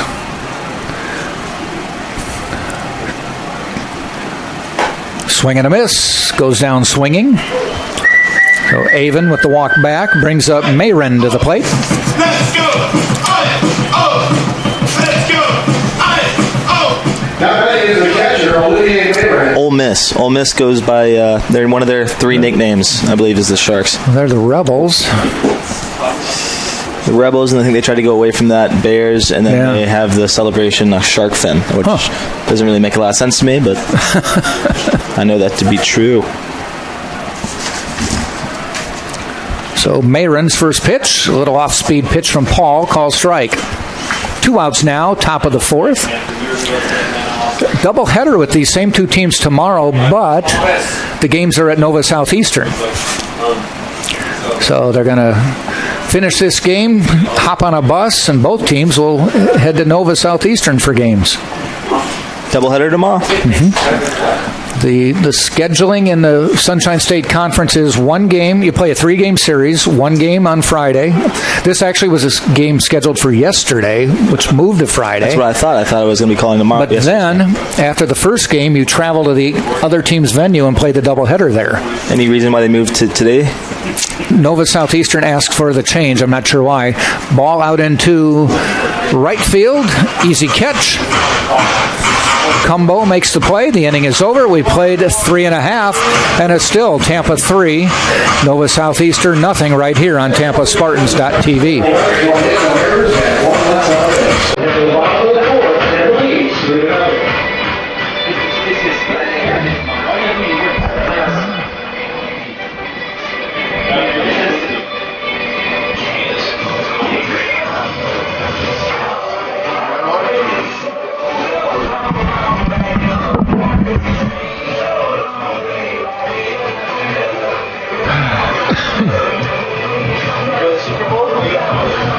No.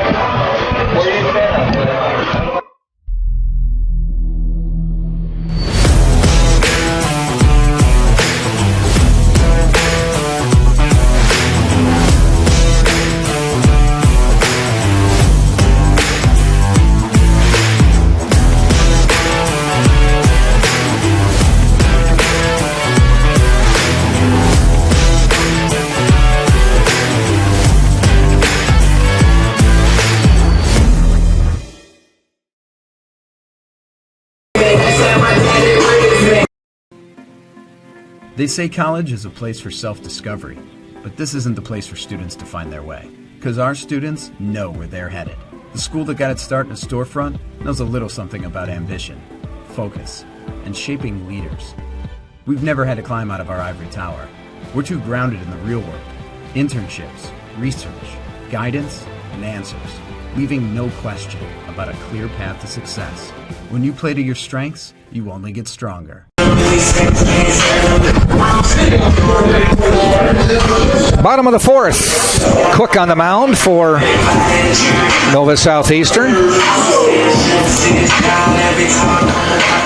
J.D. Urso at the plate for Tampa.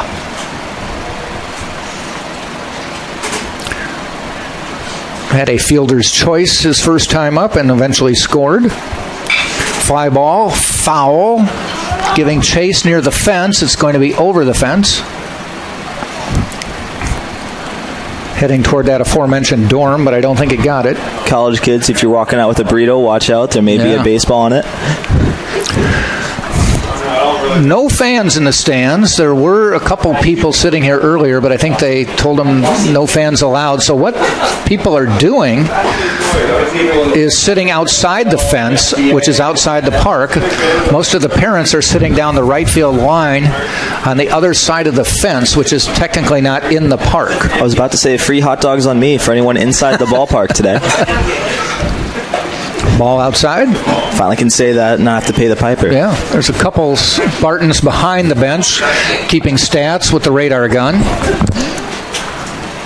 That's about it. Normally you'd see a few hundred people here, including a number of scouts usually. It's always funny to see about 6 radar guns go up at the same time.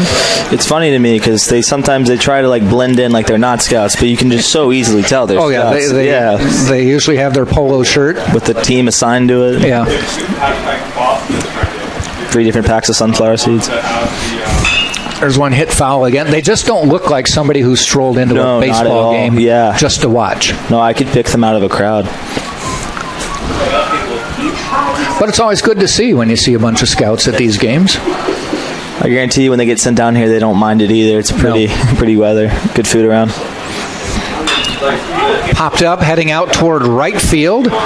Steinbach catches it right on the foul line for the first out. Wind seemed to have died down. I thought I was going to start carrying more, but a little bit too much hang time on that one. Indeed. Brings Josh Rulai to the plate. Looks like he's recovered from taking a ball off the shoulder or the neck. It took him down for a while. Spartan catcher.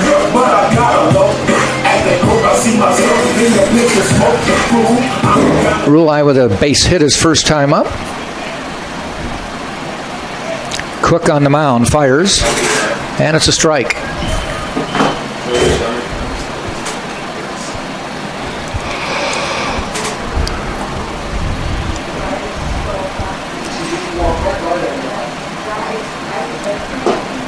That one just a little bit inside, 1-1. Like the opponent of the Georgia governor, who's a Democrat, is disappointed that MLB will move the All-Star game.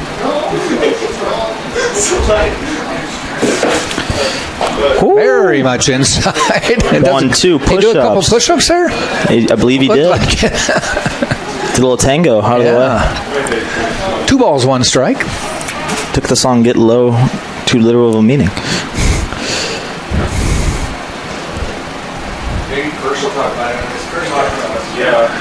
In the dirt this time. The catcher Mayron doing the little dance. It looks like. What did he take one off the wrist now? Did he? I think he thought it was ball 4 or either. No. Okay. Thought he got hit maybe. 3-1. It'll be interesting. Will he swing with 3-1? We will find out. Joe will put the take sign on 3-0. Now he's actually coming down. Joe Urso coming down the line to talk to Josh. And no, he's actually talking to the umpire, disputing. He might have been hit. Call. He looked like he was aggravated, so I thought maybe he got hit. Huh. Oh well, you don't win that battle. It's 2-2 now. Okay. They've changed everything. Now it's 3-2. So after all that, we have a full count.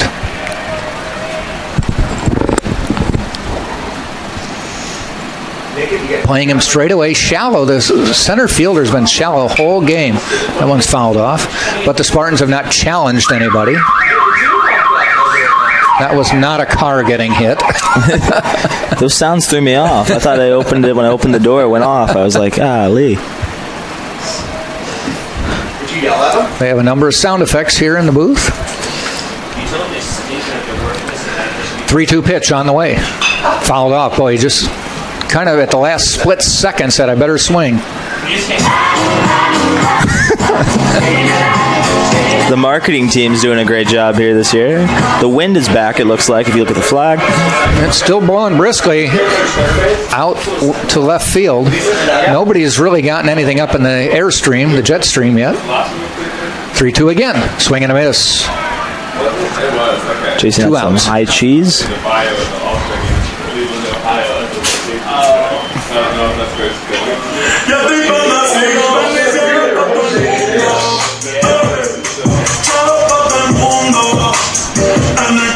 So Jose Cadenas to the plate now.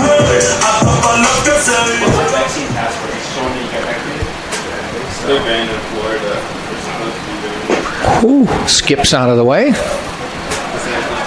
And I think he said I got hit, and the umpire agrees. Caught some material, I think, more than it caught flesh. Are they giving him a warning? And Laz Gutierrez asking for an explanation. I don't see a reason to hit him there. You're down 3-0. That'd be a weird thing to give him a warning for, but have a nice little chat nonetheless. Yep. You know what I learned the other day? I learned Lou Piniella went to school here. In Tampa at UT? For, I believe, a year or 2. I did not know that. At least that's what Wikipedia says.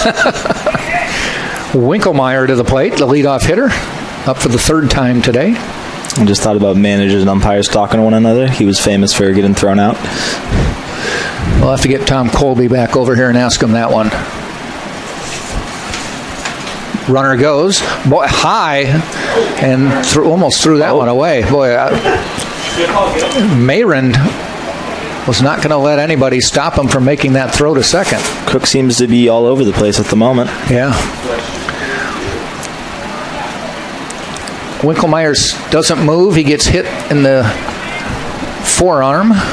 He ducked down and went over his head.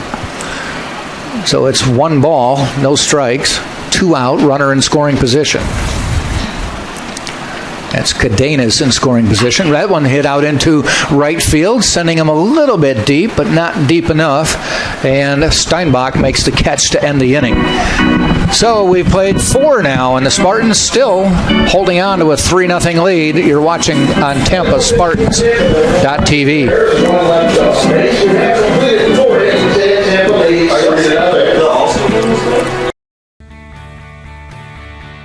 This is the University of Tampa.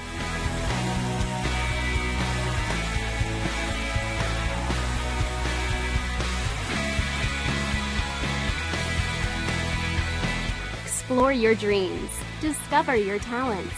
Get ready to invent, innovate, and be a leader.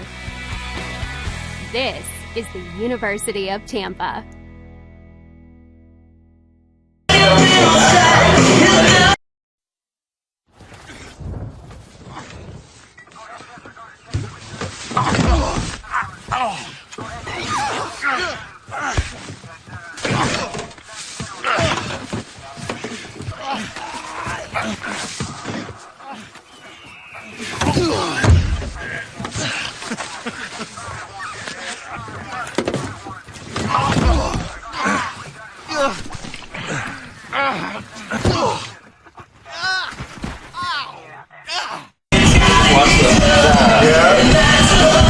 I guess I'm staying out here. He said they might do it at the Trop. I hope they do. That'd be nice.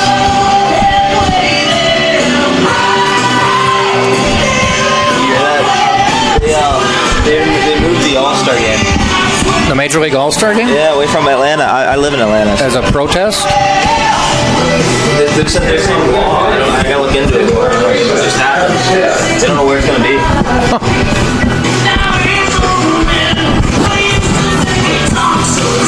Top of the 5th, Michael Paul still towing the rubber for the Spartans.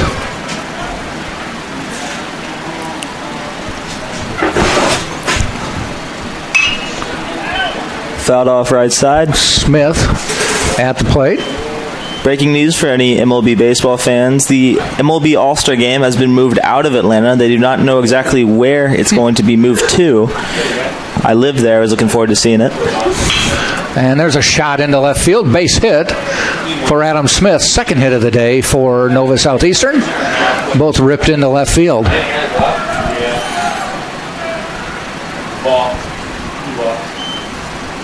The second baseman, Alejandro Macario. If anyone wants a large Atlanta Braves All-Star Game shirt, it's now up for sale.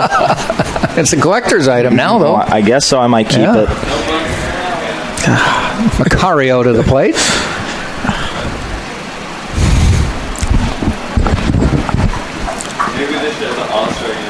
Ground ball, base hit, right side. Runner's going to stay at second base. So Nova Southeastern getting something going here in the top of the 5th. Back-to-back base hits. Tough play to make there at first. Yeah. It's just right perfectly in the hole. Even if I think he dove for it, I don't think anything would have stopped it. No, it got through quickly.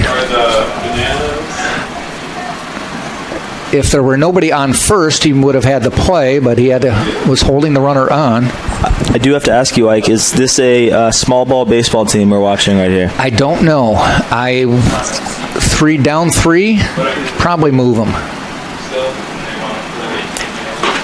Showed the bunt.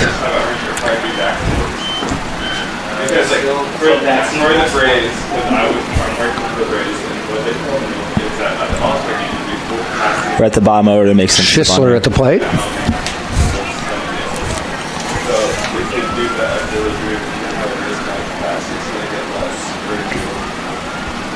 Shows bunt. Nice bunt. Very Got it nice down. bunt. Nowhere to go, and Earhart can't make the play. Everyone's safe. That was just dead perfect. And the bases are loaded with nobody out. You know what they say? Chicks dig quality bunts. That was a beautiful bunt down the third baseline. Paul went for it. Earhart went for it. They weren't going to get him no matter who got that one.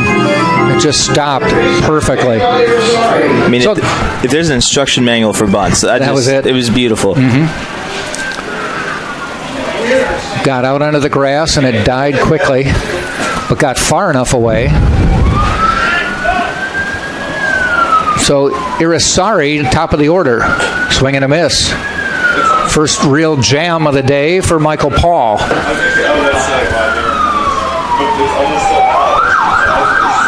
Now, if you hear those sirens, those are real sirens, probably on Cass Street.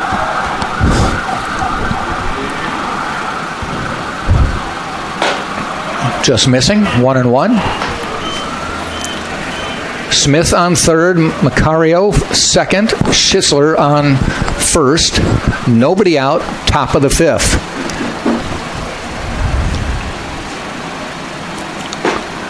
That looked good. Call strike, 1-2.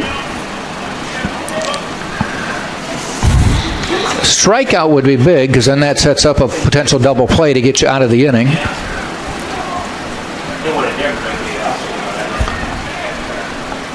Spartans playing at normal depth. Ground ball heading out to short, and it just wrapped up Urso. 2 runs are going to score, and it's a 3-2 game.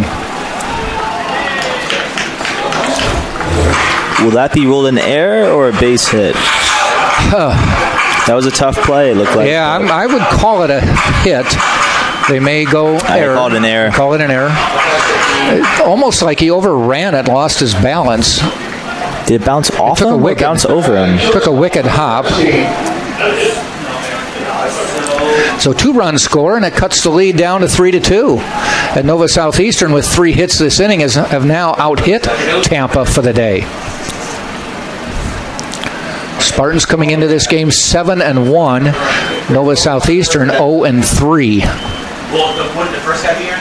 Popped up. They may have a play. Malcolm giving chase.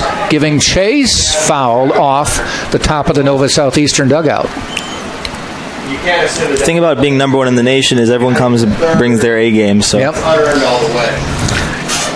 And I asked Las Gutierrez about playing. I said, you've only played 3 games. You've had 9 or 10 postponed. And I said, what do you have a feel for your team? He said, well, we've got a lot of practice in. He said, so I've got a sense of what everybody can do, but game situations are different. When you get through the end, it should say how many are earned. This might be the first baseball season I've ever seen where some teams later on in the year, that you develop, you have experience, you lose a game, you win another game later on because of what you did on the lost game.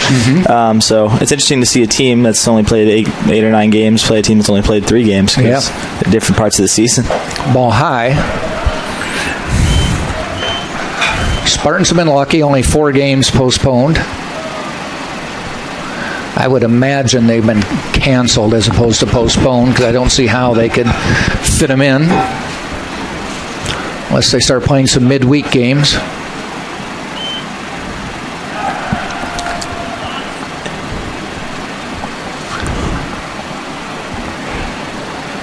And Nova Southeastern, there's no way they're going to find 10 games.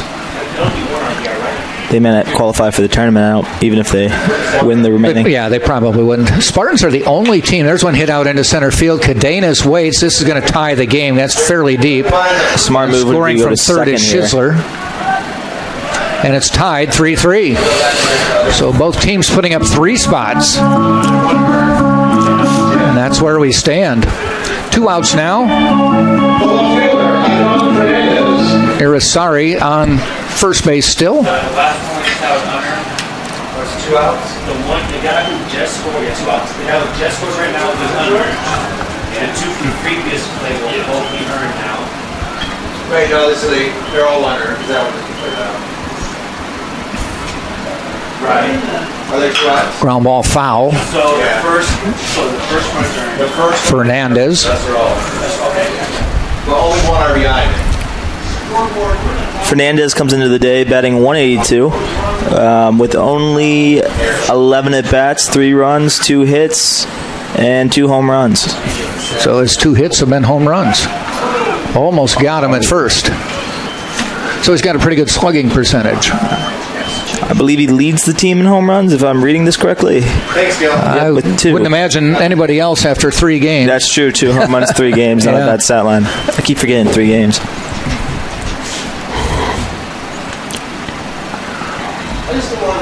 Strike 1 pitch. A little bit inside.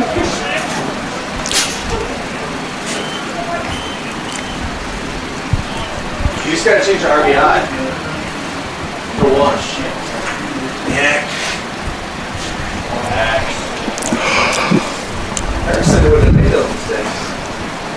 Little off-speed pitch called strike on the corner. 1 ball, 2 strikes.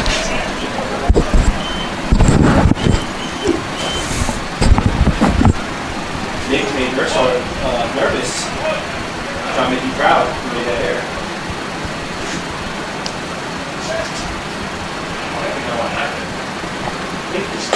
Oh boy, he went upstairs looking for that one. Apparently that's only, I thought we had 2 outs. They had 2 outs on the scoreboard, but this is the second scoreboard must have been ahead. So now we have 2 outs.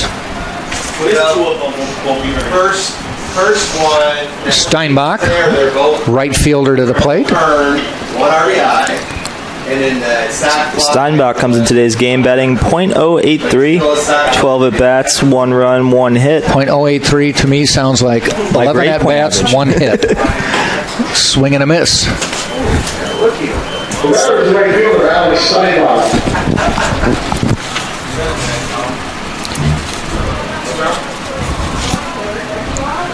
Just came from an accounting test, had a little bit of PTSD there. So just feel like you got to throw out stats, huh? Throwing numbers everywhere. 0-1 pitch. Make it 0-2.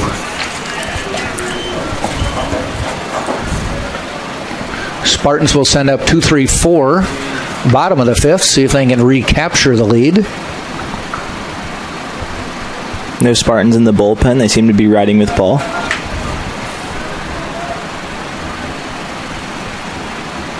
Swing and a miss. There's the end of the inning. Michael Paul with the strikeout.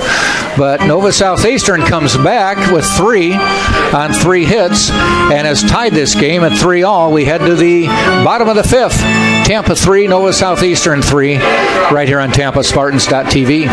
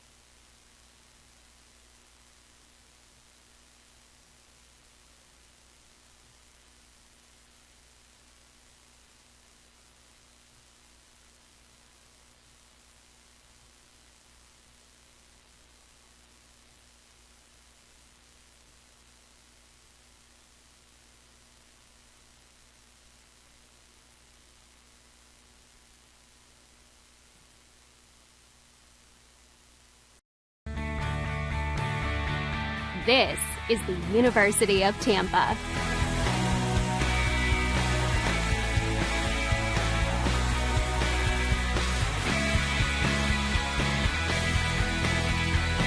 Explore your dreams. Discover your talents. Get ready to invent, innovate, and be a leader. This is the University of Tampa.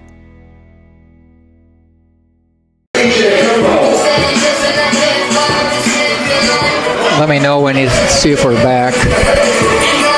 We're back. Bottom of the 5th.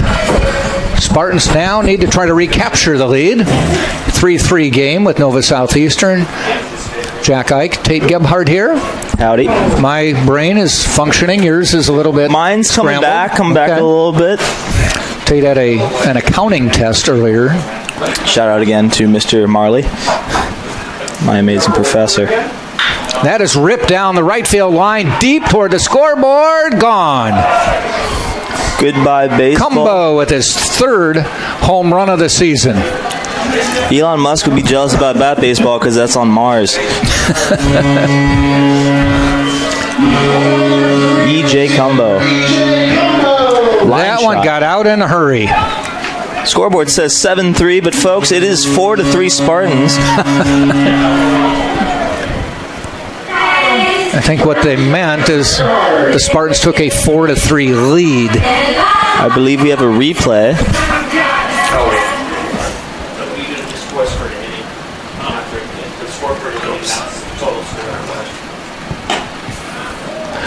Drew Earhart now at the plate for Tampa. Took one quick swing to get the lead back. Cumbo's 3rd home run of the year.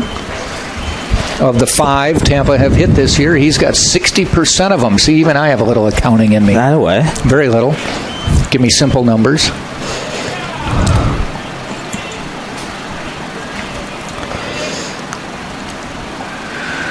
One and one to Drew. Make that 1-2. Veteran pitching move. I love how he changes up speeds.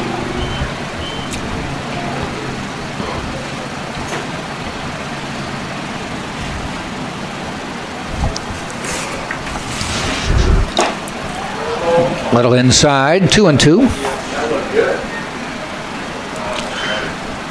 Drew Earhart, not only a non-conference or all-conference baseball player, has been all academic his first 2 years, sporting a 4.0 GPA. Student athletes, love to see it. That one's hit out into center field. And the easy out.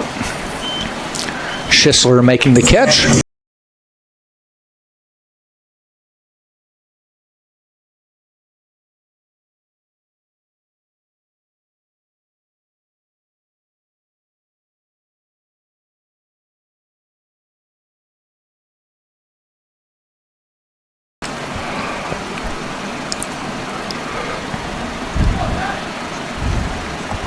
Off speed.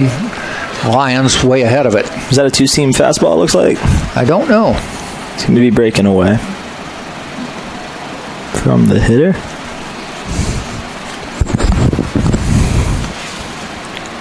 That one is hit high. Left center field. Moving over is Schisler, and he makes the catch. Looks like he needs a smaller hat, and good play.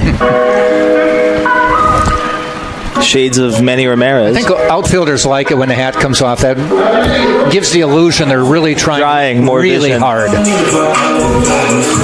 Also gives you a chance to show off the beautiful flow some of these fine gentlemen have. John Malcolm to the plate now for the Spartans.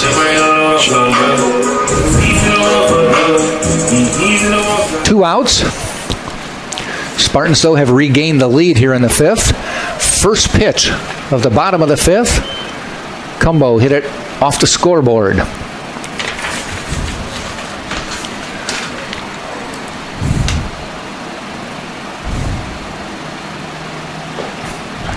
A little bit low in the dirt.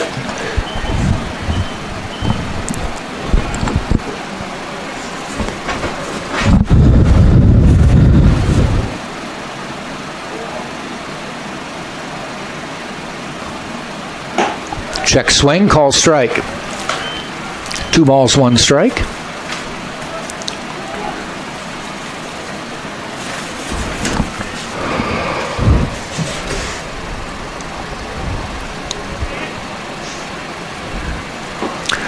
Kind of a half-hearted swing, off-speed pitch, 2-2. Spartans with 4 runs now on 4 hits. Tampa averages 8 runs a game, about 8.1. So they're only halfway to that mark. Though they've been helped by an 11-run game and an 18-run game this year. What's the most runs ever scored in a game? Do you know? In Tampa history? Oh, I definitely don't know in Tampa history. I'm thinking just in baseball history. I saw a game once. I think it was the Rangers scored 30 when I was younger. That's probable.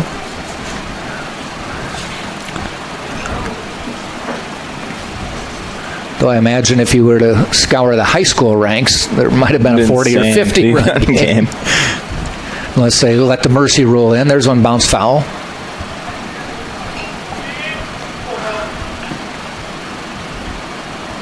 Mr. Eck, if you'd like to see one thing changed in baseball to make it a little bit faster, a little bit, that's what my generation for some reason seems to keep pushing. What would you want to see changed? Oh, man. I guess I'd prefer to see no DH in the game. I like the idea that decisions are made based on a pitcher. You pinch hit for a batter or a pitcher. I'm a huge because you need an at bat versus you have to take out a good guy pitching well. Sure. Never been a proponent of that. I'm a huge Bartolo Colon fan, so anytime I get to see him hit, if that was taken away from us, I don't know. Yeah. I don't know what I would do. I mean, basically the DH has given life to 15 more players. True. There's a ball outside to Nick Durr. The NL has been flirting with potentially putting a DH in, but they just keep talking about it. Last year they tried it out and people liked it. And my generation likes fast-paced stuff. The one rule I wish now that I think of it, now that you ask, is I don't like the extra inning man on second. No one likes that. I haven't talked to one person who enjoys baseball that actually likes it. Now, people who don't usually watch baseball who say it's a boring game will say, "Oh, it's great. Like, I can do what I want between the time period." But no, I don't like that rule at all. Apparently, one of the guys for the Rays yesterday, when they went into extras and saw the guy go out to second, he goes, "Oh, I thought that was just for last year." I don't like the rule at all. No. I'm waiting, and it's probably already happened, but I'm waiting for the day that a team loses and no official at bat in the 10th inning. It makes no sense. Steals second or steals third, comes home on a wild pitch. It makes no sense. So how do you score it? Ground ball out towards second, gets through for the base hit. That'll put runners at first and second with 2 outs. I remember they tried that in the World Baseball Classic when I was younger, and that made sense because you got to go a certain place at a certain time. Yeah. That makes sense. Yeah. But for a 162-game season, you have relievers whose jobs are to get people out, and when you put a guy on second, as a guy who used to relieve, no, I personally don't like the... I just don't remember too many really diehard baseball fans, or even just good baseball fans, saying we need to get extra inning games over sooner. They don't. The game is not meant to be a fast-paced game. If you want to do that, create Extreme Baseball League. Yeah. But honestly, things can change, but it sounds like a softball rule. Unfortunately it does. Yeah. It's like getting rid of special teams in football. As much as people may enjoy it, it's just been a part of the game for so long that's going to be really weird if you get rid of it. Plus, how many games have been won by kickers? How many lead scorers are kickers? Yep. You don't need to move. Now, in football, I almost think that the NFL, I don't like the overtime rule. See, I'm a Saints fan, so I won a Super Bowl. Yeah, I actually like college football's overtime. There's a base hit, and that'll bring in a runner. Joe, no, he holds him up. And smart move by Urso. Great puts on the brakes quickly. Base is full. That one was hit so sharply, and Nova Southeastern Schisler has been playing so shallow the whole game that it got to him fairly quickly.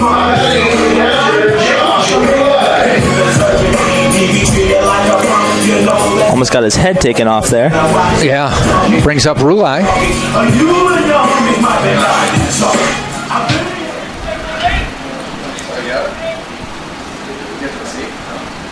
Crucial moment here for the Spartans to extend their lead. Chance to do some damage here with 2 outs. If you can get it out of the infield, more than likely 2 runs will score. Rulai at the plate, fouls it back. Coming toward us.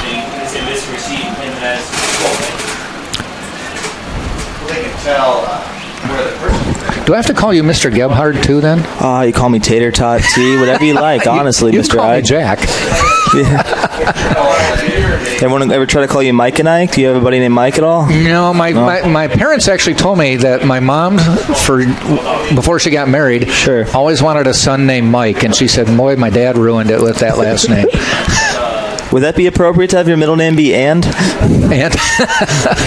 And if it was an N, that would work. Be very unique, to say the least.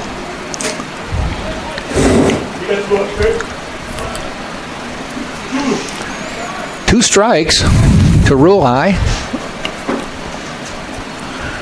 Swing and a miss. Drop, 3rd strike. No room on the bases for him, so the inning is over. So the Spartans load him up. Did get a home run from Cumbo to start the inning, but leave the bases loaded. So we've now played 5, and it is 4-3. Tampa leads Nova Southeastern. They had a 1 run on AJ Cumbo's home run. So 3 hits total, no errors, and 3 left on base. We're all done with 5, but Tampa leads 4-3. On my side of town, that lonesome feeling. They say college is a place for self-discovery, but this isn't the place for students to find their way. Because our students know where they're headed. The school that got its start in a storefront knows a little something about ambition, focus, and shaping leaders. We've never had to climb out of our ivory tower. We're too grounded in the real world. Internships, research, guidance, and answers, leaving no question about a clear path to success. When you play to your strengths, you only get stronger. 8-inning game. It's not about any one thing. It's about how everything comes together, how it all connects. People, ideas, resources, community, everything.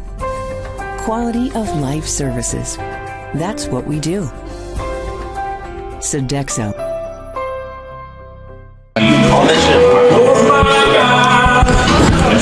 So Michael Paul out onto the mound for the 6th inning. Paul with 2 wins so far this year. This is his 4th start of the season. Before we get too far into it, I was going to mention that one thing we were talking about earlier about them changing rules. The one thing I wish they would do, I'm a marketing major, I wish baseball would allow them, social media, to use media rights, to let them use footage, because they're worried about the younger generation trying to spread the game, and I think that as much as the young generation loves social media, let them use the footage, let them create whatever they want with the footage, and I guarantee you'll see some uptick in young baseball players wanting to play baseball. It's a tough game to get into with our generation, or my generation, younger generation, because they're so used to short-term success, and baseball it takes time. So, interesting thing, interesting strategy. But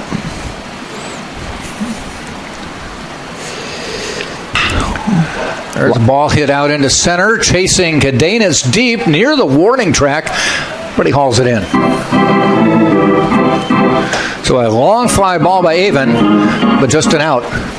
I was looking yesterday, and this may be unrelated, but they were talking about streaming for baseball this year, and the home team blackout areas are huge. It's like if you're a Tampa Ray fan, the state of Florida is pretty much blacked out for you. It's one of these things where, as a college student, like, I can see Yankees games, I can see Mets games. I can't see the team that's anybody in Florida 20 miles away. So I understand why their fan base isn't big. If they would have moved to Ybor and would have had less blackout games. Earhart scoops that one up and throws them out. Yeah, Ybor would have been nice. I mean, it has more fans. Well, 80 to 90% of your population base is on this side of the bay. Exactly. And you could draw in people from, we're talking about the Tampa Bay Rays being in St. Pete, which is a nice city. I love the city, but it's just so hard. And it's a good stadium, but my whole thing is, we're talking about not having fans. You give up money for fans, and it's just like, if you want fans, there's an answer for it. You can get people from, somebody from Lakeland would come to Ybor City for a game because it's 30 miles away. I'm a diehard baseball 60 fan. 60 miles to go to. Exactly. I'm a diehard baseball fan, so I'll go out to St. Pete to see a game.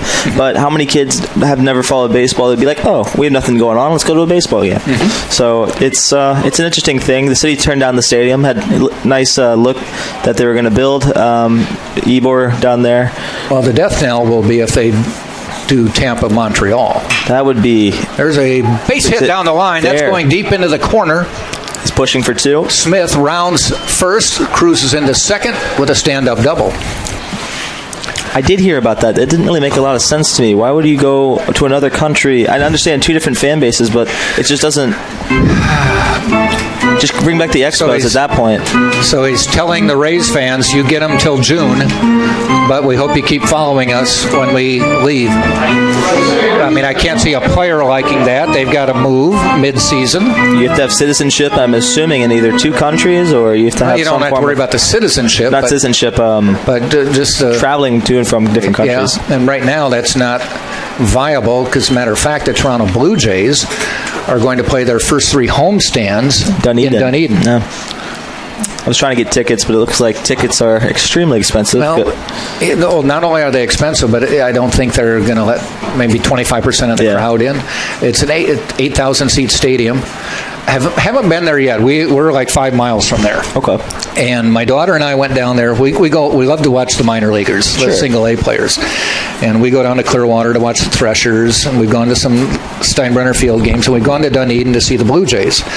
And we went there 2 seasons ago. And just, we didn't care who the players were. We just want to see a game. Every seat we sat on was cracked.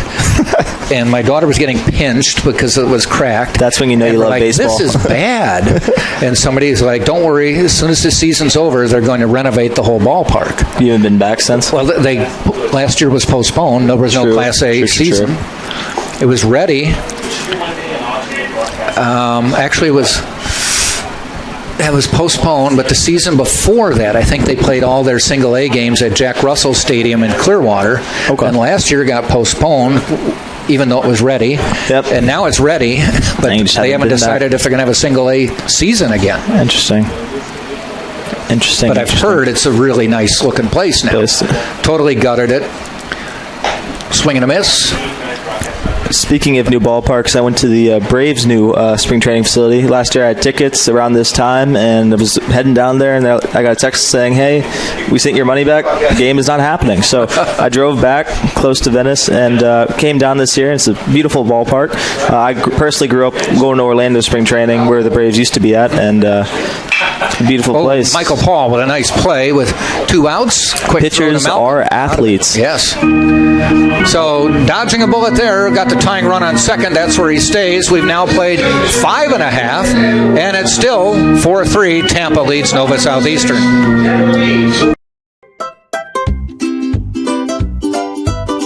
What do you get when you take your favorite food and stuff it inside a pocket of homemade dough? Cooked perfectly until golden brown. It's a mouth-watering empanada from Mr. Empanada. No one makes a better empanada. Take Ted Webb's word for it. Almost as good as my mom used to make. Check out our website for a location near you, MrEmpanada.com.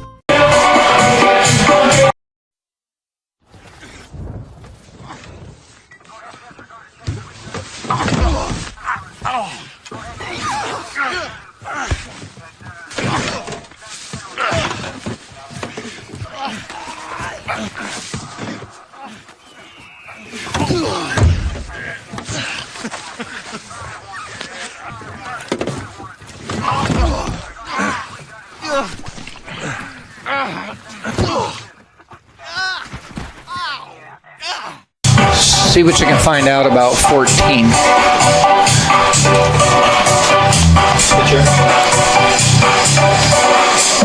So we head to the bottom of the 6th. Tampa on top 4-3. New pitcher on the mound for Nova Southeastern is number 14. Let's see if we can get info on this person. I don't know if he's appeared in a game. The stats we have here say not on the stat list. He's not on the stat list. So this might be his first appearance of the year. Second player who's not been on the list. They've only played 3 games, so it's not shocking. It is Nathan Campbell, a sophomore from St. Petersburg, went to Boca Ciega High School, so he's a local Tampa area product. A 6-foot left-handed sophomore. So one thing that Las Gutierrez has done this whole game is come at Tampa with left-handed pitchers. I keep telling people, if I was a lefty, I would not be here right now. I'd be somewhere else, but I'm a righty, and I threw like 60. So they love lefties. That's one thing. Lefties don't get a lot of credit in a lot of things in life, but pitching in baseball, that sure is one advantage they do have. So Nathan Campbell on the mound, and the first player he will face is Jose Cadenas. Spartans on top now, 4-3. A little action in the Tampa bullpen. I believe, let me see.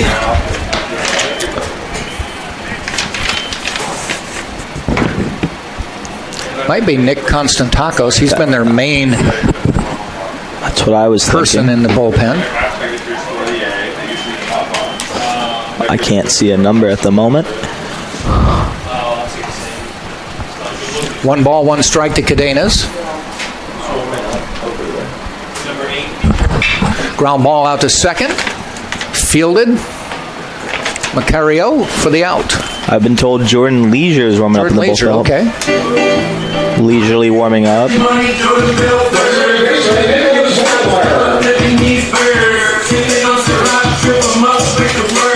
we go to the top of the order. Nicholas Winkelmeyer back. Plate appearance 4 for him today.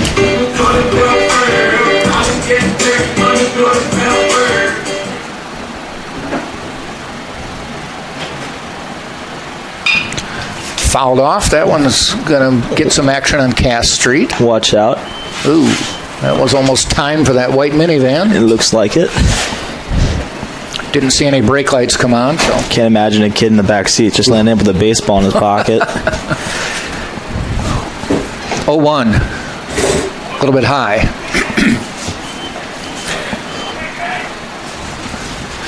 I see if you look in the outfield, the Spartans have all new banners up. Beautiful national championships one from freshman year. That's a new one. Ground ball. Oh, fielded it. And throwing him out. Campbell, you mentioned it earlier with Michael Paul making a play. Campbell makes a play. Someone's due to get hit with a baseball. I swear, they've been lining it up the middle all day today. Yeah. Both sides, both teams. It's a vulnerable position. Yeah. Pitchers are athletes too. Believe it. Most of the time. Most of the time. Again, big Bartolo Colon fan. Beauty just to see him try to field a baseball. That was amazing. Did that one play down the first base line. I remember it went viral where he was behind the back. Cumbo, 1 pitch, 1 home run last at bat. And that's the difference in the game. 4-3 Tampa leads. That one catches the inside corner. In the 2 games I've called this year, he's hit 2 home runs, so I don't know if I bring him good luck or he brings me good luck, but either way. 3 home runs on the season. That one's high and in the air. Going deep is Steinbach. Still going back. He's at the wall, and it's another home run for Cumbo. That one hit the top of the scoreboard. That ball's headed for happy hour, folks. I'll see you later, baseball. Save me a seat. I'm telling you, I called it. I don't know with Cumbo. I don't know. That one had a lot of hang time, but just kept going. Unreal. Steinbach initially looked like he had a bead on it, then all of a sudden started hightailing it for the fence. And it's 5-3 Tampa. Stay hot, young buck. Same spot almost, too. That one. First one was a line shot. This one was kind of like a punt. I thought it might have been a fly ball, but it looks like the wind just carried it on out of here. Still blowing deep. Still blowing strong. Drew Earhart now to the plate. Check swing, called strike. Did he go? He did not. He did not? No, this guy called it. I thought he called it a strike. Oh, yeah, my bad. Strike, yep. I thought he pointed down. He did this. My bad, folks. Looks like that was a strike. I think he called it a strike and not a swing. I don't think that'll bother Drew. Now he's down in the count 0-2.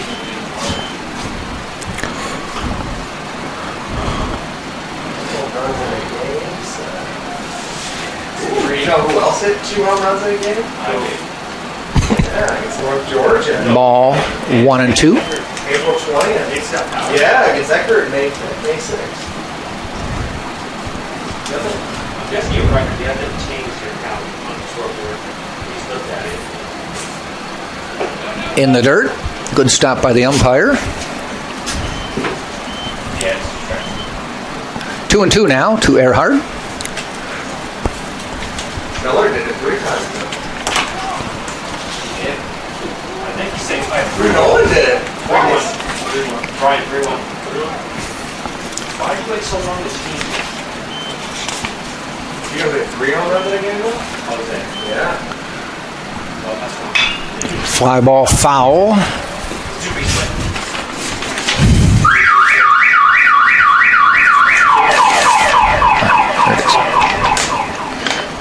Next weekend, the Spartans will have a 3-game series with Barry, the Buccaneers.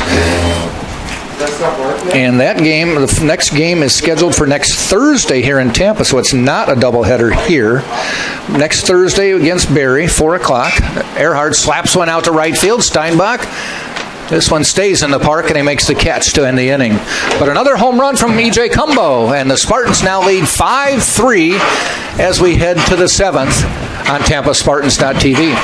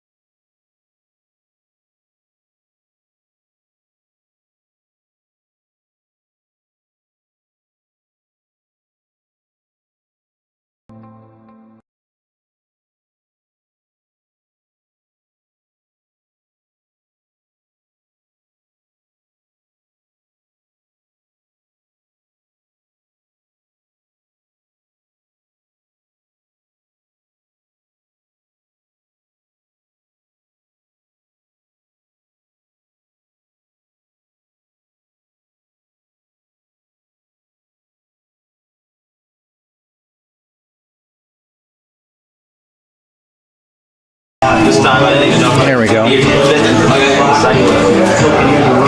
pitcher, new start baseman. Third base too. Now, did they move Earhart to second? No, they did not. They took him out. That is Mikey Navarrete. Top of the 7th we go. New pitcher for the Spartans is Jordan Leisure. He is a junior out of Tampa, Florida. Went to Riverview High School.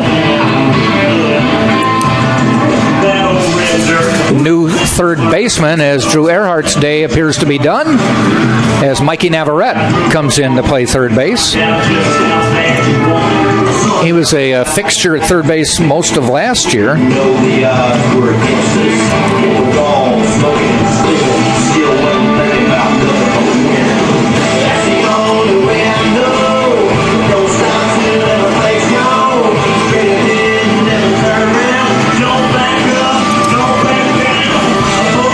Team seems to love country music. Just learning that now. So leading off for Nova Southeastern in the top of the 7th will be Schisler, the number 9 hitter.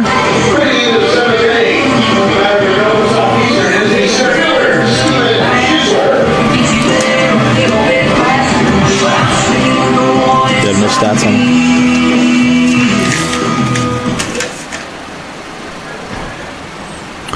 And Jordan Leisure gets ready for his first pitch. Right down the middle, swing and a miss. We got to come up with a name for the call to the bullpen. I'm so used to the Verizon call to the bullpen being a Braves fan. Maybe the Mr. No, somebody will pay us. Mr. Empanada call to the bullpen. They got to pay us. That's true. That's true. Can't be giving out freebies. That's true. Foul back.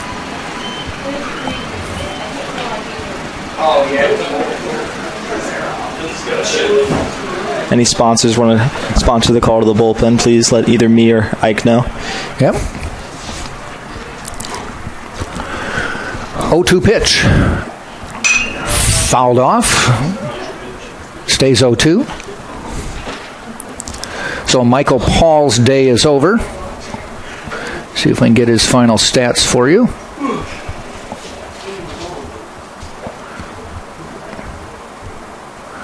That would require me to be able to navigate the tablet here and find that info. We know he's on tap to win today's ball game if the score stays the same. Yep. Still 0-2 on a couple foul balls. That looked pretty good. Call strike 3. Schisler with a little discussion. He's no Picasso, but he sure painted that corner pretty well.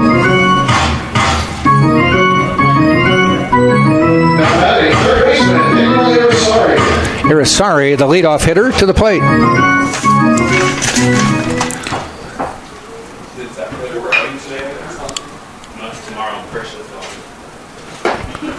And again, a call strike.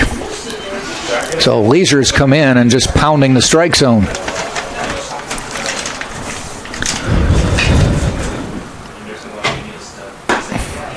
Again, strike 2. Irisari came in today batting .273. We'll see if that number goes up or down here after this. He's 0 for 3 on the day, so we'll definitely go down.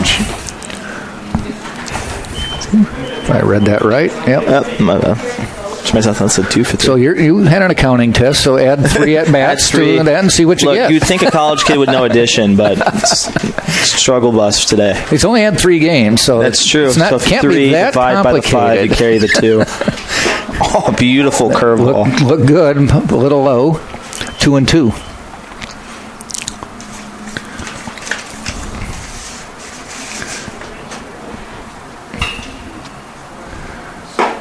Just missing. 3-2. Really trying to hit those corners. So he's gone 0-2 to 3-2.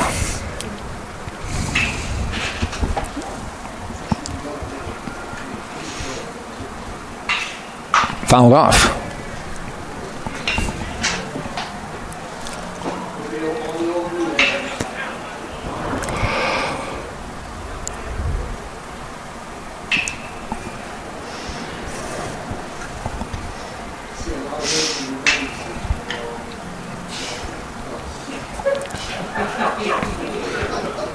Swing and a miss. Leisure gets the strikeout. 2 down now here in the 7th. Just leisurely going through this half inning real quick. Been waiting to say that for a while.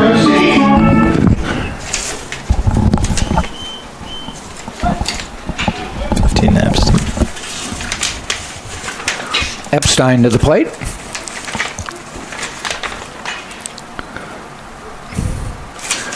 And Leisure fires. Foul back.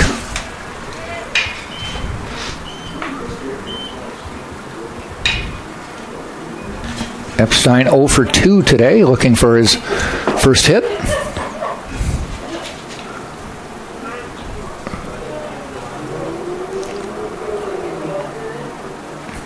Swing and a miss. Went upstairs to try to get that one. And he's in the hole 0-2. For today's game, he's batting .333, which means it's going to go down, folks. Unless he gets a hit here. That is true. That is also true. And he's .333 for the day. True.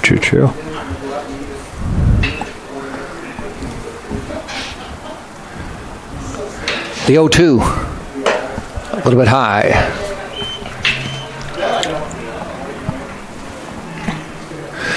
You were mentioning they now are the national champions in the left center field alley on the signage. Swing and a miss. Gets a strikeout, and I was going to mention they now have retired numbers. That's true. I just on the right center field alley. Well, he got the strikeout, so Jordan Leisure puts his number up there. And we now played 6.5. Spartans 5 over Southeastern 3. We head to, guess what, the 7th inning stretch. They say college is a place for self-discovery, but this isn't the place for students to find their way. Because our students know where they're headed. The school that got its start in a storefront knows a little something about ambition, focus, and shaping leaders. We've never had to climb out of our ivory tower. We're too grounded in the real world. Internships, research, guidance, and answers, leaving no question about a clear path to success. When you play to your strengths, you only get stronger.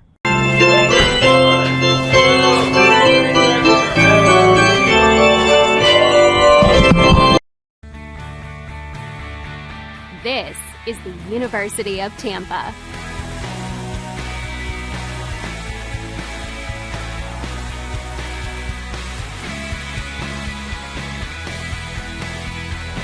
Explore your dreams. Discover your talents. Get ready to invent, innovate, and be a leader. This is the University of Tampa.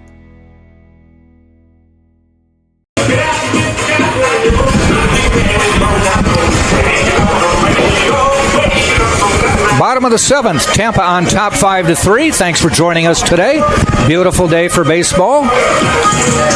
E.J. Cumbo has been the difference in the game for Tampa. Home runs in his last 2 at-bats, and that's the difference in the game. 5-3, Tampa leads.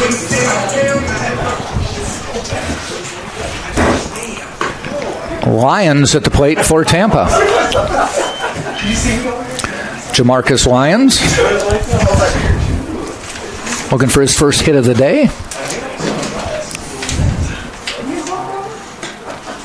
Ball outside. Campbell on the mound for Nova Southeastern. We were previously talking about the outfield signs. I think it's an interesting choice to put Krispy Kreme right next to Dunkin' Donuts. I saw that. That's kind of a conflict there, but popped up. Do they have room? Heading toward the Nova Southeastern bullpen, but it's over the fence. Just out of play. Fans race to get it. Looks like a dog has it. Took it from the dog.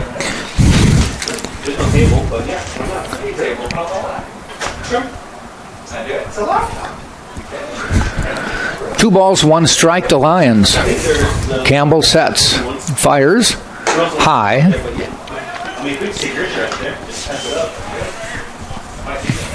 So our next broadcast next Thursday, 4 o'clock when Barry comes to town.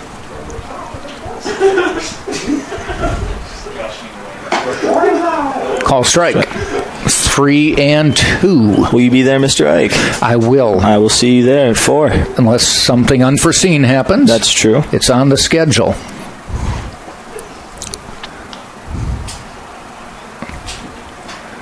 3-2 fouled off. That was on the wrist, and he was able to stay alive. I was going to say, when it's 3-1 and the batter starts walking down the first base line, usually they do not tend to give it to him. Yep. So stay consistent with that. Yep.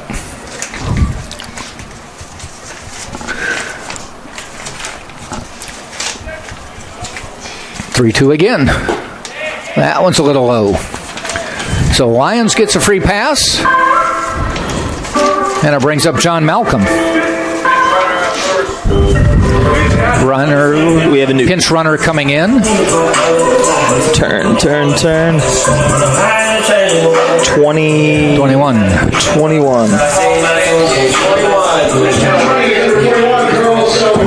Carlos Salaveria, a sophomore. This will be his 9th game of the season. Only has 2 plate appearances. Looking for that first hit of the season. Actually, he's hoping for an at-bat in this game. That one is hit deep. Right center field. Steinbach trots and watches it go out of the ballpark. That one hit 15 feet up on the fence that's over behind the outfield fence. So John Malcolm crushed that one. 3 home runs on the day for Tampa. That baseball would make Elon Musk jealous, as that's the first thing to land on Mars. Yeah. Big smile on Malcolm's face. Yes. I can't imagine that feeling to fall that far. I can't say they were 1 point away from their average on the season, though. That was a 2-run home run. So home runs have given the Spartans the advantage in the second half of this game.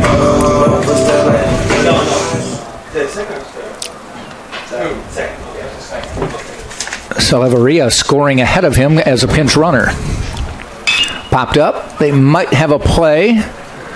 First baseman Macario, or I should say Smith, comes over. Looks like it was off the netting. Okay.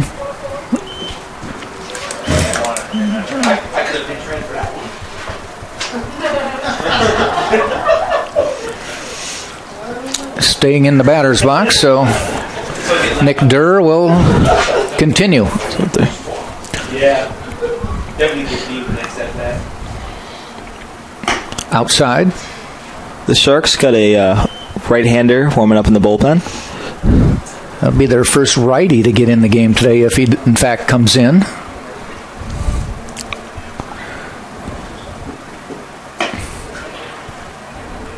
Spartans scored 3 in the second. Nova Southeastern with 3 in the 5th to tie it. And since then, the Spartans have used 3 home runs, 2 solo shots, and a 2-run shot to take the lead. If you're a lefty hitter today, you're loving it. If you're a lefty pitcher, not so much.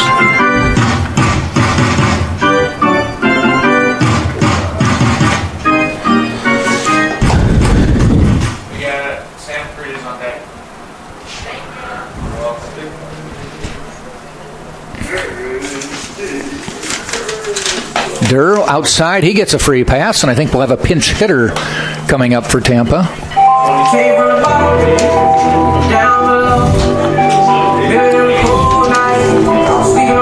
That's Rulai. Sam Freitas getting ready to come in for Tampa, a senior. Played in 4 games to this point, 5 at-bats. Still looking for that first hit, but he's going to get a chance. But a pitching change is coming up, so Campbell's day is done. Probably going to be Nam. It's going to be Nam. It's Nam. What's his name?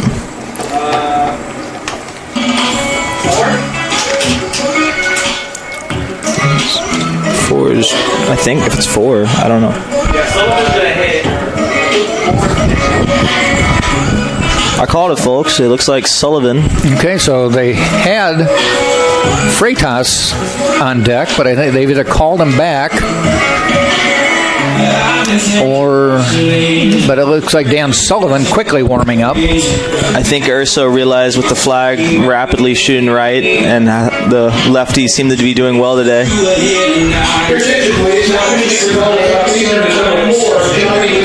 Johnny Leone, I should say, coming up. He's had 1 appearance prior to today. He has a 0 ERA and looks like 0.2 of an inning pitch, 1 hit, and batting average against him is 3.33. He's a junior from Hollywood, Florida. Not to be confused with the Hollywood out in California. Nope.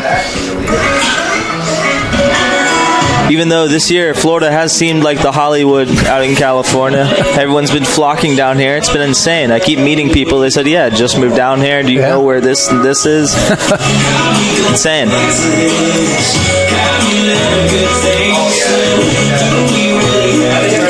If the All-Star Game does happen to come here, I've never seen so many events in one city in my lifetime. I know. We would have, if it wasn't for COVID, we would have had the Stanley Cup. We would have had. I was telling people, I said, you look at the Lightning won the Stanley Cup, the Rays made the World Series, and the Buccaneers played in the Super Bowl. And I said, 2 of the 3 should have had home games and didn't. It didn't. The third one, the Buccaneers, improbable, end up having a home game for the Super Bowl. And if you keep up with El Football at all, our MLS secondary team was supposed to play in the final, and they never got the opportunity to. But Sullivan lunges at that one, fouls it off. Runner was going. But the Lightning had to play all their games in a bubble up in Canada, won the Stanley Cup. The Rays in the World Series, all of their playoff games were not played in Tampa. They were played in California and Texas. It was so close. Never had a home game. Braves broke my heart, blowing a 3-1 lead. I was about to book a ticket to try to go to the World Series, and just didn't do it. J.D. Urso's batting, by the way. No, is that Urso? Yeah. No. All good. I saw the same thing, too. It's like they kept moving guys in and around. They finally moved everybody around. Good play by the shortstop. Now we got Sullivan there. Okay. Yeah, you're good. He's been on deck like 3 batters. 3 times, yeah. Urso with the ground out. You know what? I called a home run last year for him, so I'm going to go ahead and call it again this year. I think he's going to pull it down the right field line. If there's a fastball inside, he's going to pull on it. Pull some Tony Romo magic out of nowhere. Let's see. Sullivan, junior. Normally plays a lot of first base. Has already played 6 games this year. A limited number of at-bats, only 14. Very big dude. As I said, Spartans like good, big first basemen. Malcolm is big. Sullivan's big. In the past, they've been big. Got to give them a target.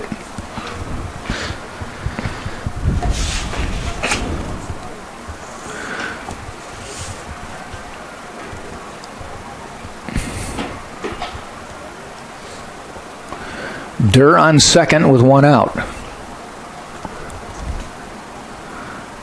Swing and a miss. That one gets away, and Durr's going to hustle down to third.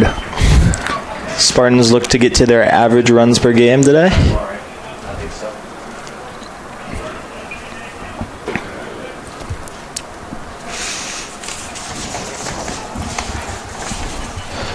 Spartans have a lefty warming up in the bullpen. Looking on getting in Demo.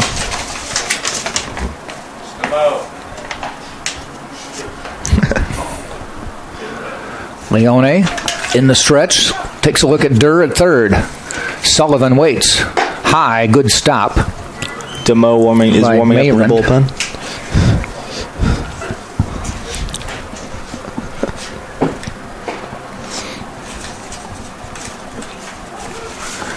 One ball, 2 strikes to Sullivan. Infield in.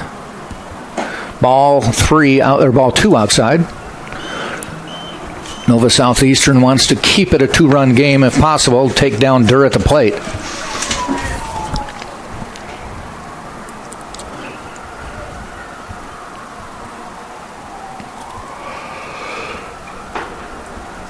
And that won't matter because there's a base hit into right field. Will score Durr. Steinbach fields it, throws it in, but a base hit for Dan Sullivan, his first hit of the year. Was not a home run, but he did pull it. I'll take it.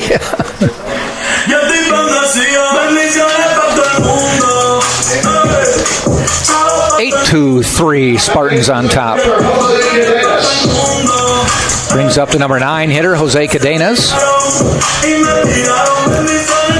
Good piece of hitting by Dan Sullivan to get on base. He pitch hit for Rulai, so there will be a change behind the plate. First pitch to Cadenas, a little high.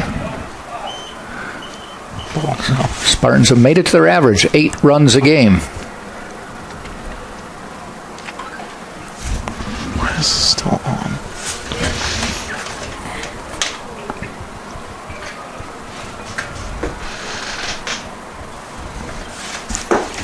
A little bit low. 2-0.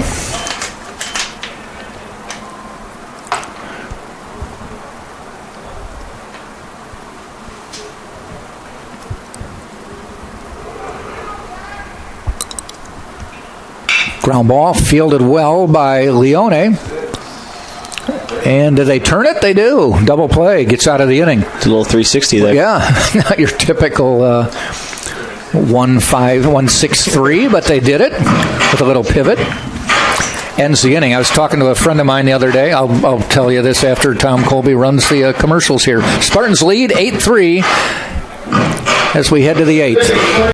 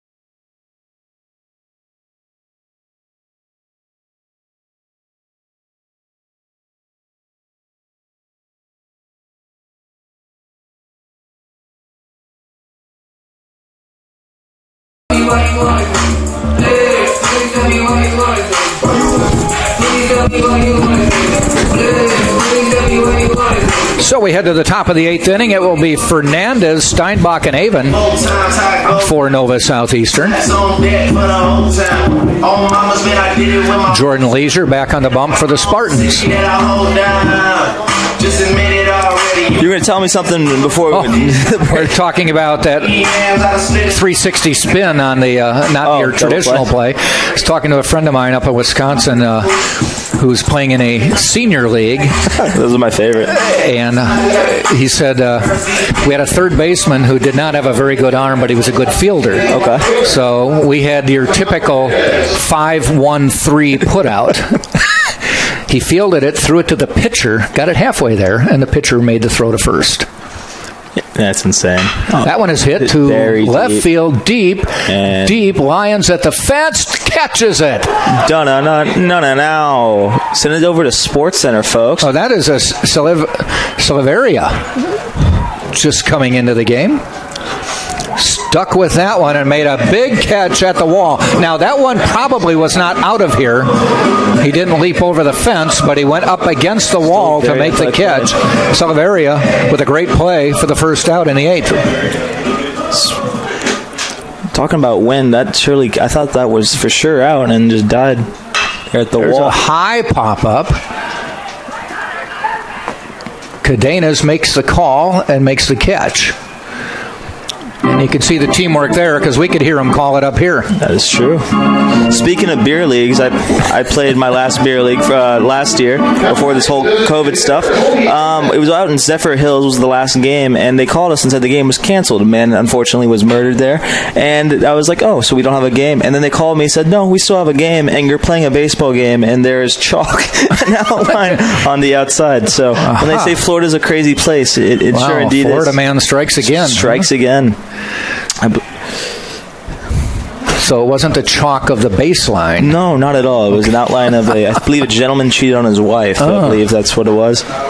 And she took offense to it? I believe so, yeah. Okay. Huh. I unfortunately never got to talk to the guy, but I believe so. Avon at the plate for Nova Southeastern. Well, you play leagues like that, you got to be ready for anything. Unpredictable. My last ever hit was a broken bat single against a 40-year-old man in a Harley Davidson cutout shirt. So nice. It was a very interesting day to say the least. Some single A Marlins players were on there because they had no other leagues to play in. Mm-hmm. So ground ball, foul. Good play over there. A couple years ago in over where I live in the Dunedin, Clearwater area, I was riding my bike and I heard a game being played at the Blue Jays Stadium, and it was November, and I thought, well, that's odd. So I poked my head in. There were about 20 people in the stands, and there was a game going on. But they didn't look all that talented. And I asked somebody what was going on, and they said it's an over 40 World Tournament. Beautiful. And they were playing in Dunedin and in Clearwater and about 4 different venues, and they had about 50 teams from around the world, mostly from the U.S. And on one of them, I saw a runner stealing second. And I thought, oh, they got him because he looks really like he's not very good, stiff. Well, he beat the throw because it was a 4-hopper from the catcher. That's beautiful. And I'm like, do I look that bad when I play? Wow. That would be. I better not play anymore because somebody will laugh at me. There's always a day. Spartans get out of the inning. We go to the bottom of the 8th, and it is still 8-3. Tampa leads Nova Southeastern. Bartender knows my name, but I don't mind. She keeps them up strong, serve me up right. Again, I'm drinking one, I'm drinking two. I got my heart in meditation, strong dedication to keep over you, turning me loose on that.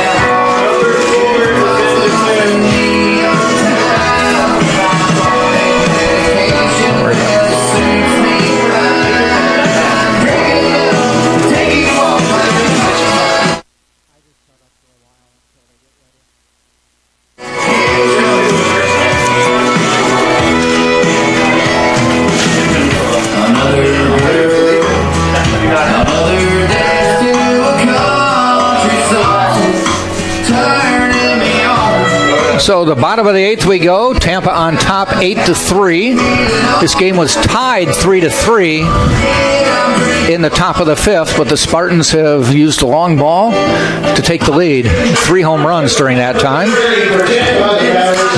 Actually 4 home runs since then. 3 solo shots and a 2-run shot. 3 of the home runs to left field, 1 of them to right field. Am I right in that? I think 3 home right runs. field? 3 home runs, all to right field. So Winkelmeyer to the plate. A leadoff hitter for the Spartans. 1 for 4 on the day.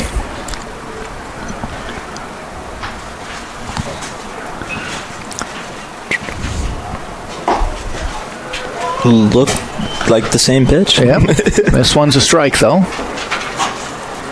I will say the umpires have called a pretty fair game today. 1-1 outside.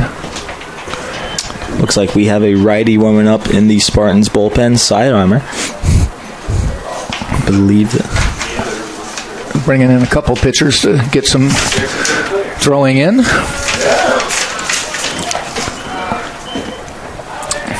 Will they go righty? Will they go lefty? I don't know if the rule in the Sunshine State Conference, but do you have to use a pitcher for 1 at bat, or is it? I don't know. I don't know. I know in the major leagues they changed that. I don't mind that rule. I don't mind it at all. Ground ball out to second base. Macario throws out Winkelmeyer. That was getting a little ridiculous with pitching changes after a pitch. It made sense. Some guys made livings off 1 at bat, but that was one thing I had no problem them changing. Yeah. They're talking about getting rid of the throwing around the infield. Now, I don't know how you do that per se, but they're throwing it around the horn after an out? That's what they're saying, or that's what I was told by someone. I don't know how much that actually cuts down. You know, by the time a batter gets to the plate, that's what I was thinking. You've not saved anything. I mean, that's just kind of killing time. Mr. Manfred seems to want to cut down anything that's fun about baseball. Man.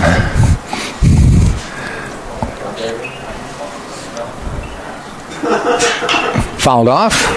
I kind of lost it when he said earlier, I believe, that the World Series trophy was just a piece of metal. And that, to me, just not a great look for I don't remember him saying that, really. It was during the winter meetings. Jeez. Yeah. He's had a rough go at it, to say the least. So he's pretty much into branding, huh? Yeah. Pumping up the product? Everything but media. They really don't want to have people making like TikToks or anything with it. And I know it sounds dumb, but that's how you get the younger generation into it. You make Cumbo out to second base. Macario beat it out, though. Cumbo really hustling down the line. It helped being a lefty. He was 2 steps there already, but he showed some wheels. So not only does he have some power, he's got some speed, too. Mikey Navarrete to the plate for Tampa. His first at-bat of the day.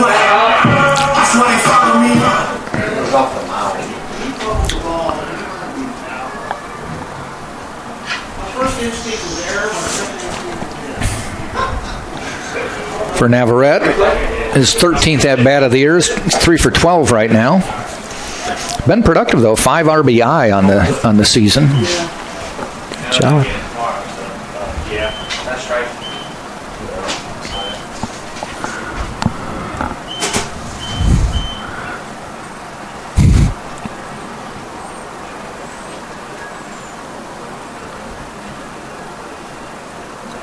Throw over. No. Not even close. A little bit of cat and mouse action going on. Try to keep him honest. A little off speed, a little bit low.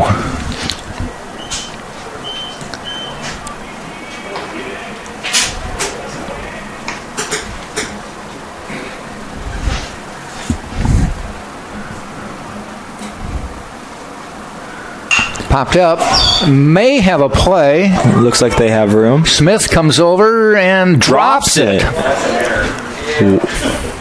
know how to do that? We've all been there, folks. That'll go down as an E. Absolutely brutal with the Nemo Over there. Again, years ago, to give you a boring story, is we were all discussing one time if we were to be put in a major league game. Sure. What play, the position you're playing, would most quickly, here we'll try it again, different player this time. This time it's Leone, and he bails out. Oh, no, he makes the catch. Which play would most identify you as not a major league player? And our first baseman said, an infield pop-up to me.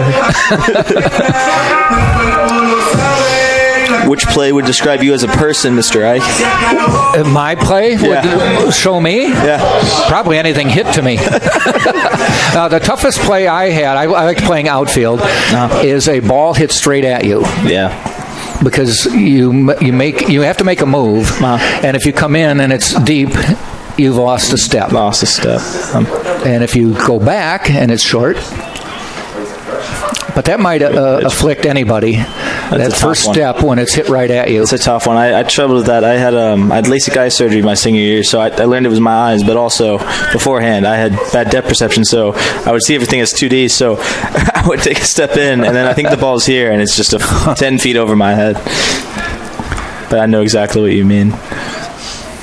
Also been successfully hit in the face while pitching. That's an interesting story. We never even got into batting because we knew we'd all fail at that.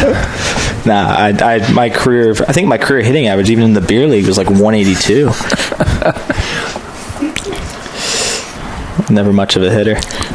That one's ripped into left field, chasing him back near the fence. Catches it just before the warning track to end the inning. That's the type of one you're talking about. Yeah. And he was good on that one. All right, we played 8 full innings, and the Spartans lead at 8-3. We'll take a break and come back for the 9th right here on TampaSpartans.tv.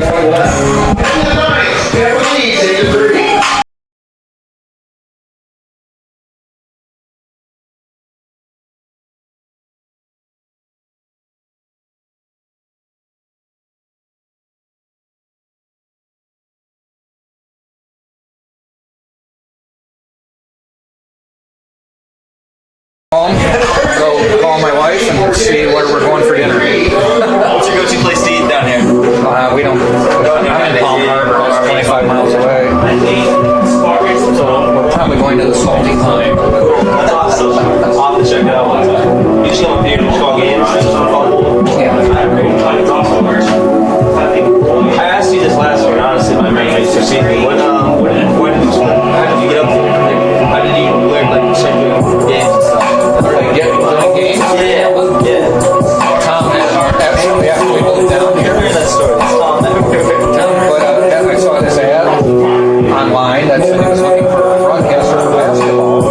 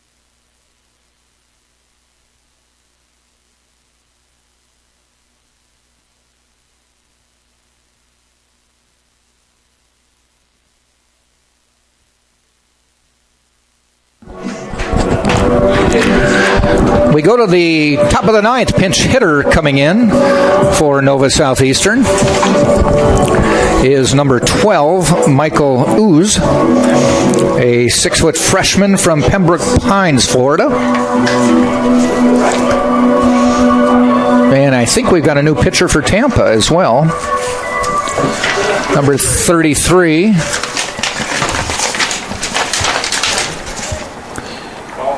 Dalton Ross from Statesboro, Georgia, gives up a base hit.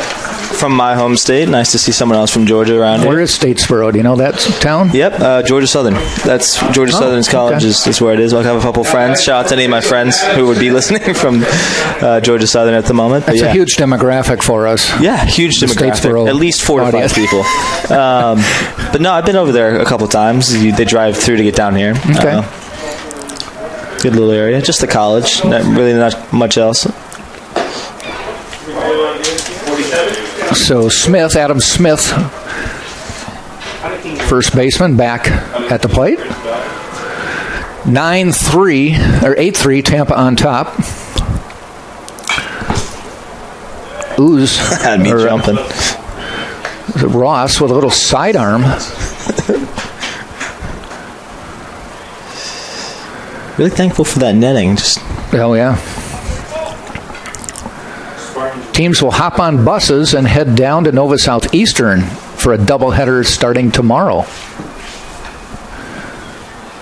As that's the way the SSC is doing it this year. One game in one place and then the doubleheader the next day or 2 days later. Actually, they've been trying to do it Thursday, Saturday. There's a base hit, so back-to-back base hits for Nova Southeastern. Being a former sidearmer, it's interesting to see some teams just really love sidearm pitching. Be interesting to see if they keep it going.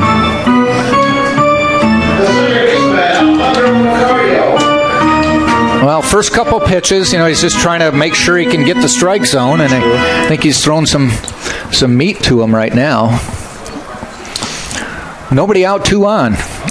Top of the 9th, 8-3, Spartans on top. Ross catches the corner. Spartans have 2 pitchers warming up in the bullpen at the moment.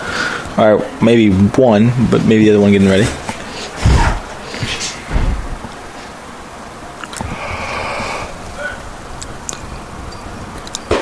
Nice little off-speed pitch, back-to-back curveballs, catch the corner. One thing Joe Urso likes to do, if he has what appears to be a comfortable lead in the 9th, is give a pitcher a chance who he may not normally put into a game. It's a sign of a good coach, I believe. And he went back to the same pitch, this one just missing outside. Got to see what your rotation can do. There have been some games where I think he's just bit his fingernails down with it almost backfiring. And he had to find someone else to come in and close it. But for the most part, 75 to 80% of the time, it's effective. There he goes. So Ross settles down. Effective on that one. Puts some movement on the ball and gets a strikeout. I personally think that's a great strategy. I mean, you have to see what your whole team can do. Because if you just keep the main guys out there, it's great and all. But 8-3 game, you may not need them out there to begin with. And give someone else a chance to shine.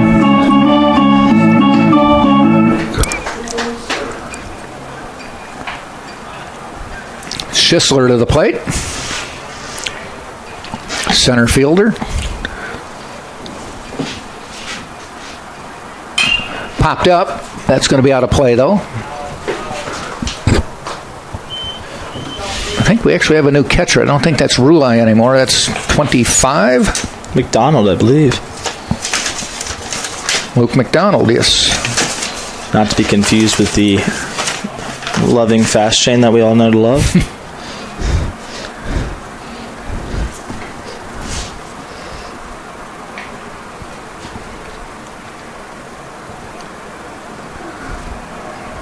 Foul back.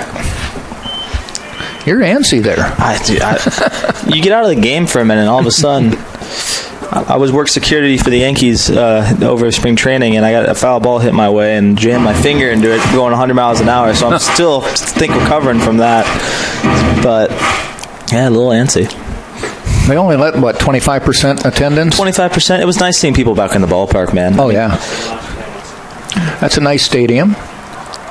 Nothing like paying for an $18 hot dog. I miss it. I really do. That one is hit out into left field. Salaveria waits, makes the catch. Runners will hold. 1 down. 2 down, I should say. 1 out to go. 1 more out, and I'm going to go figure out how to make a salmon, maybe. I don't know. We'll see what's on the menu for today. Joe Urso coming out with one batter to go. And I think he's making a pitching change. Like you said prior. Might be a little much, but again, you might get to see someone new that you never see. Just wants to see if somebody can come in and close. And is that Colton? I'm not sure if that. No, I don't think that's Widows. He's not a lefty. We'll be next week. Come on. Demo. Opening birthday for us. So, Joe makes the change with one out to go and an 8-3 lead. I don't know about that.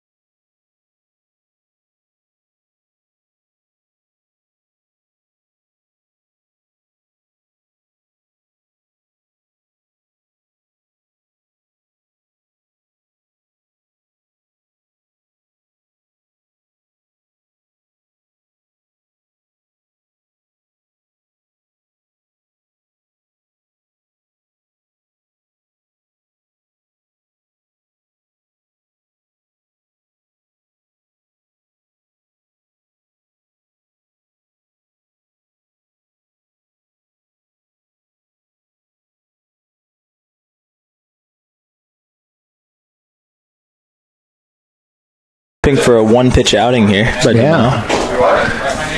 As efficient as possible. Demo in the stretch.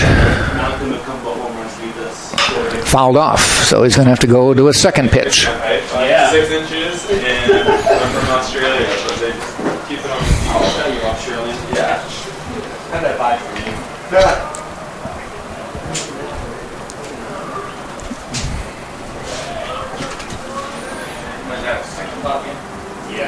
A long look for the sign. Even longer. Now he's happy. Having a little staring contest there. Ground ball, this could do it. Demo covers, the throw gets away. Bases are going to be loaded. More than likely a throwing error on Malcolm. Tough play all around as Malcolm had to really range to his right just to get to the ball. Give him credit for that. Then from a seated position, tried to make the throw.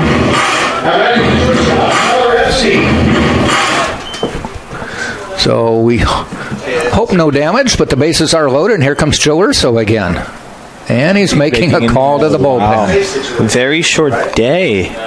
Very short day. I don't even...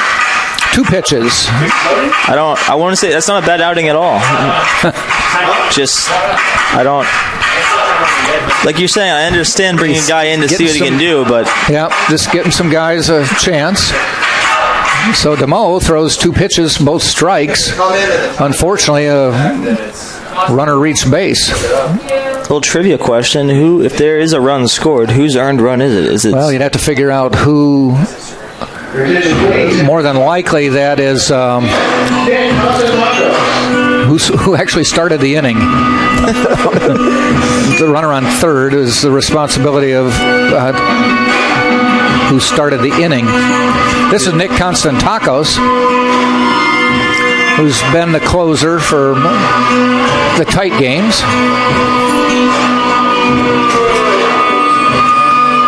Last game the Spartans played, they won 1-0. Cumbo with a home run.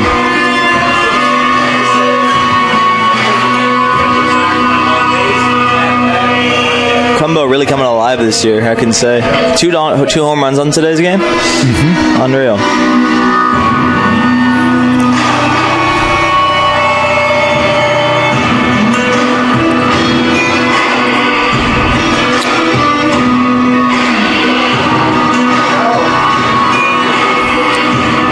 No one seems to be warming up in the Spartans bullpen. No, I think Constantakos is probably as far down the line as he wanted to go. He's his normal closer.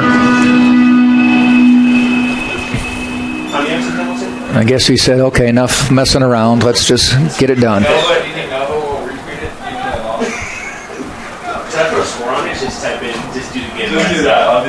So this is Epstein. Type Brownie.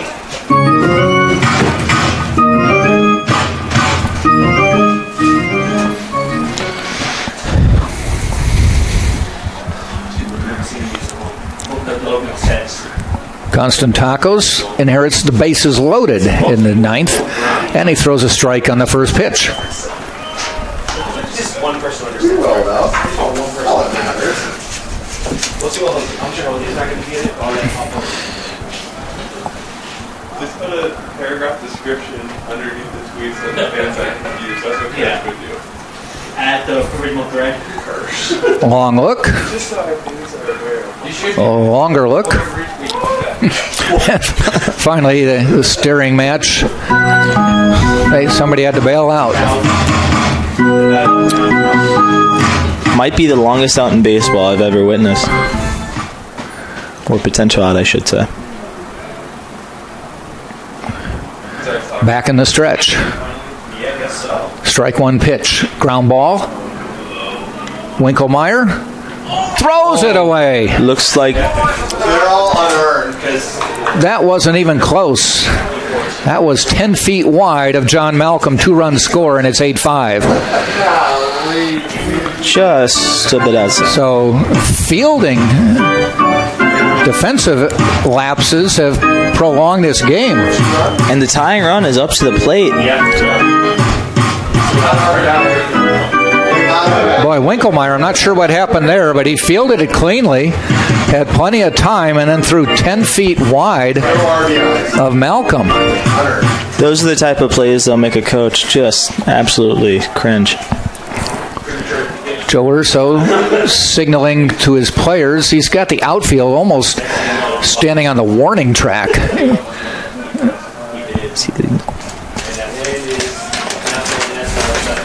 At the plate now is Fernandez, first pitch, strike. Fernandez leads the team with 2 home runs, so if anyone were to do it, it would be him, so it makes sense that they have everyone back. Yeah.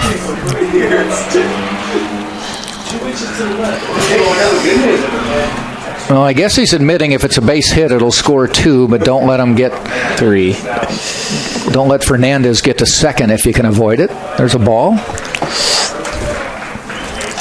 With 2 outs, the runners will go on contact, so if they drop a base hit in anyway, if they're not that deep, they're probably both going to score.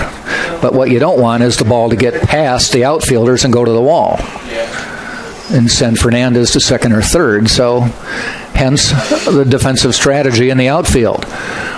1-1 in the dirt. Good stop. Interesting choice to throw a breaking ball there.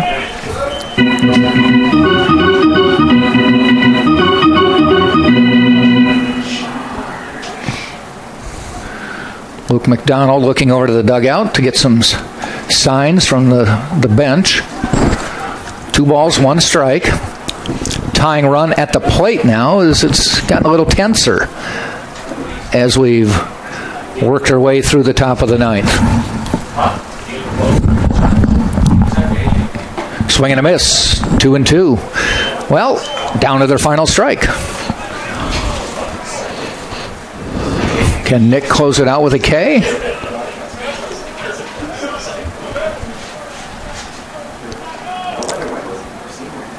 Nova Southern trying not to become 0-4 on the year.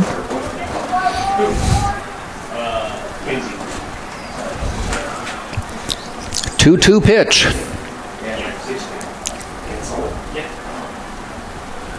in the dirt. Full count. Boy, you don't want to walk them and put the tying run on the bases. 8-5, Spartans lead. Runners on second and third, a 3-2 count on Fernandez with 2 outs in the top of the 9th. Nova Southeastern not quitting in this game. Mikey Navarrete guarding the line at third. Malcolm guarding the line at first. Outfield way deep.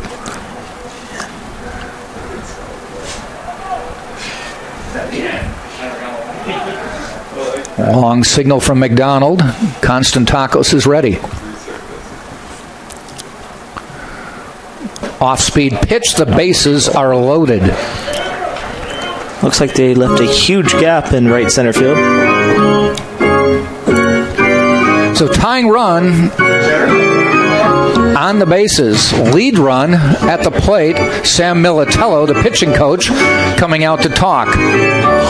This will not be a pitching change. This is Sam's first visit to the mound. We have a pinch hitter coming in. Tying run now on first. Ball down the line. We may be staying here a little bit longer.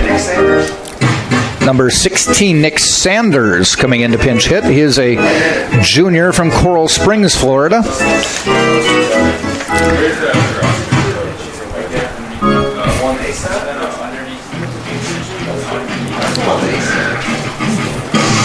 So this inning has changed complexion quickly.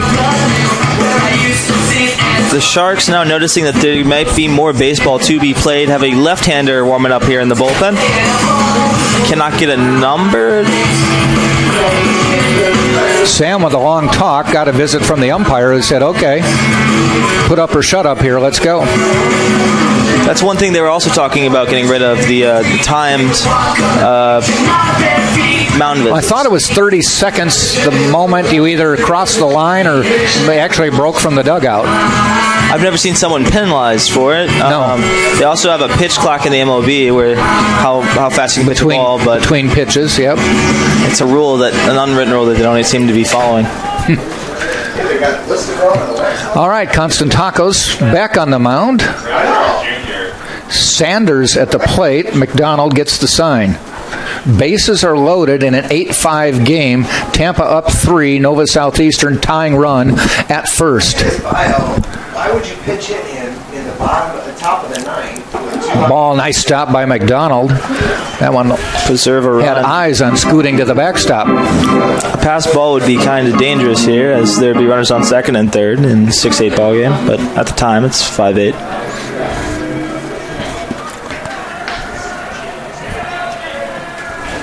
Little chatter from the Nova Southeastern dugout. The pitch. Swing fouled back. We're 1-1. We're sorry to play.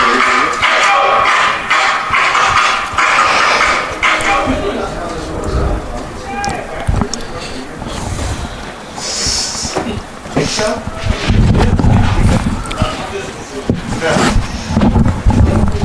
Constantakos glances at second. On the way. Look good, but a little high.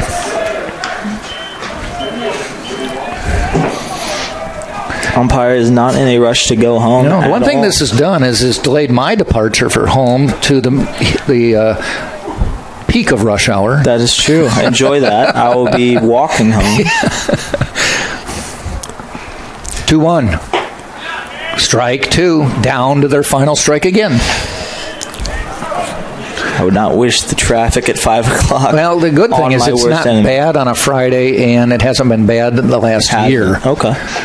Not that it's Tampa traffic's always a mess anyway, but I come from Atlanta, so when people talk about bad traffic, it's always a mess. Yeah. 2-2 pitch on the way. Base ripped out into right field, waiting for it, making the catch is Cumbo to end the inning near the warning track. So the Spartans hold on for the win. Got a little tense here in the top of the 9th, but Tampa wins it. 8-5 is the final. Tampa now 8-1 on the year, 6-0 in the Sunshine State Conference. Nova Southeastern falls to 0-4. 0-4 on the year, 0-4 in conference play. Michael Paul will get the win, pitched a good 6 innings.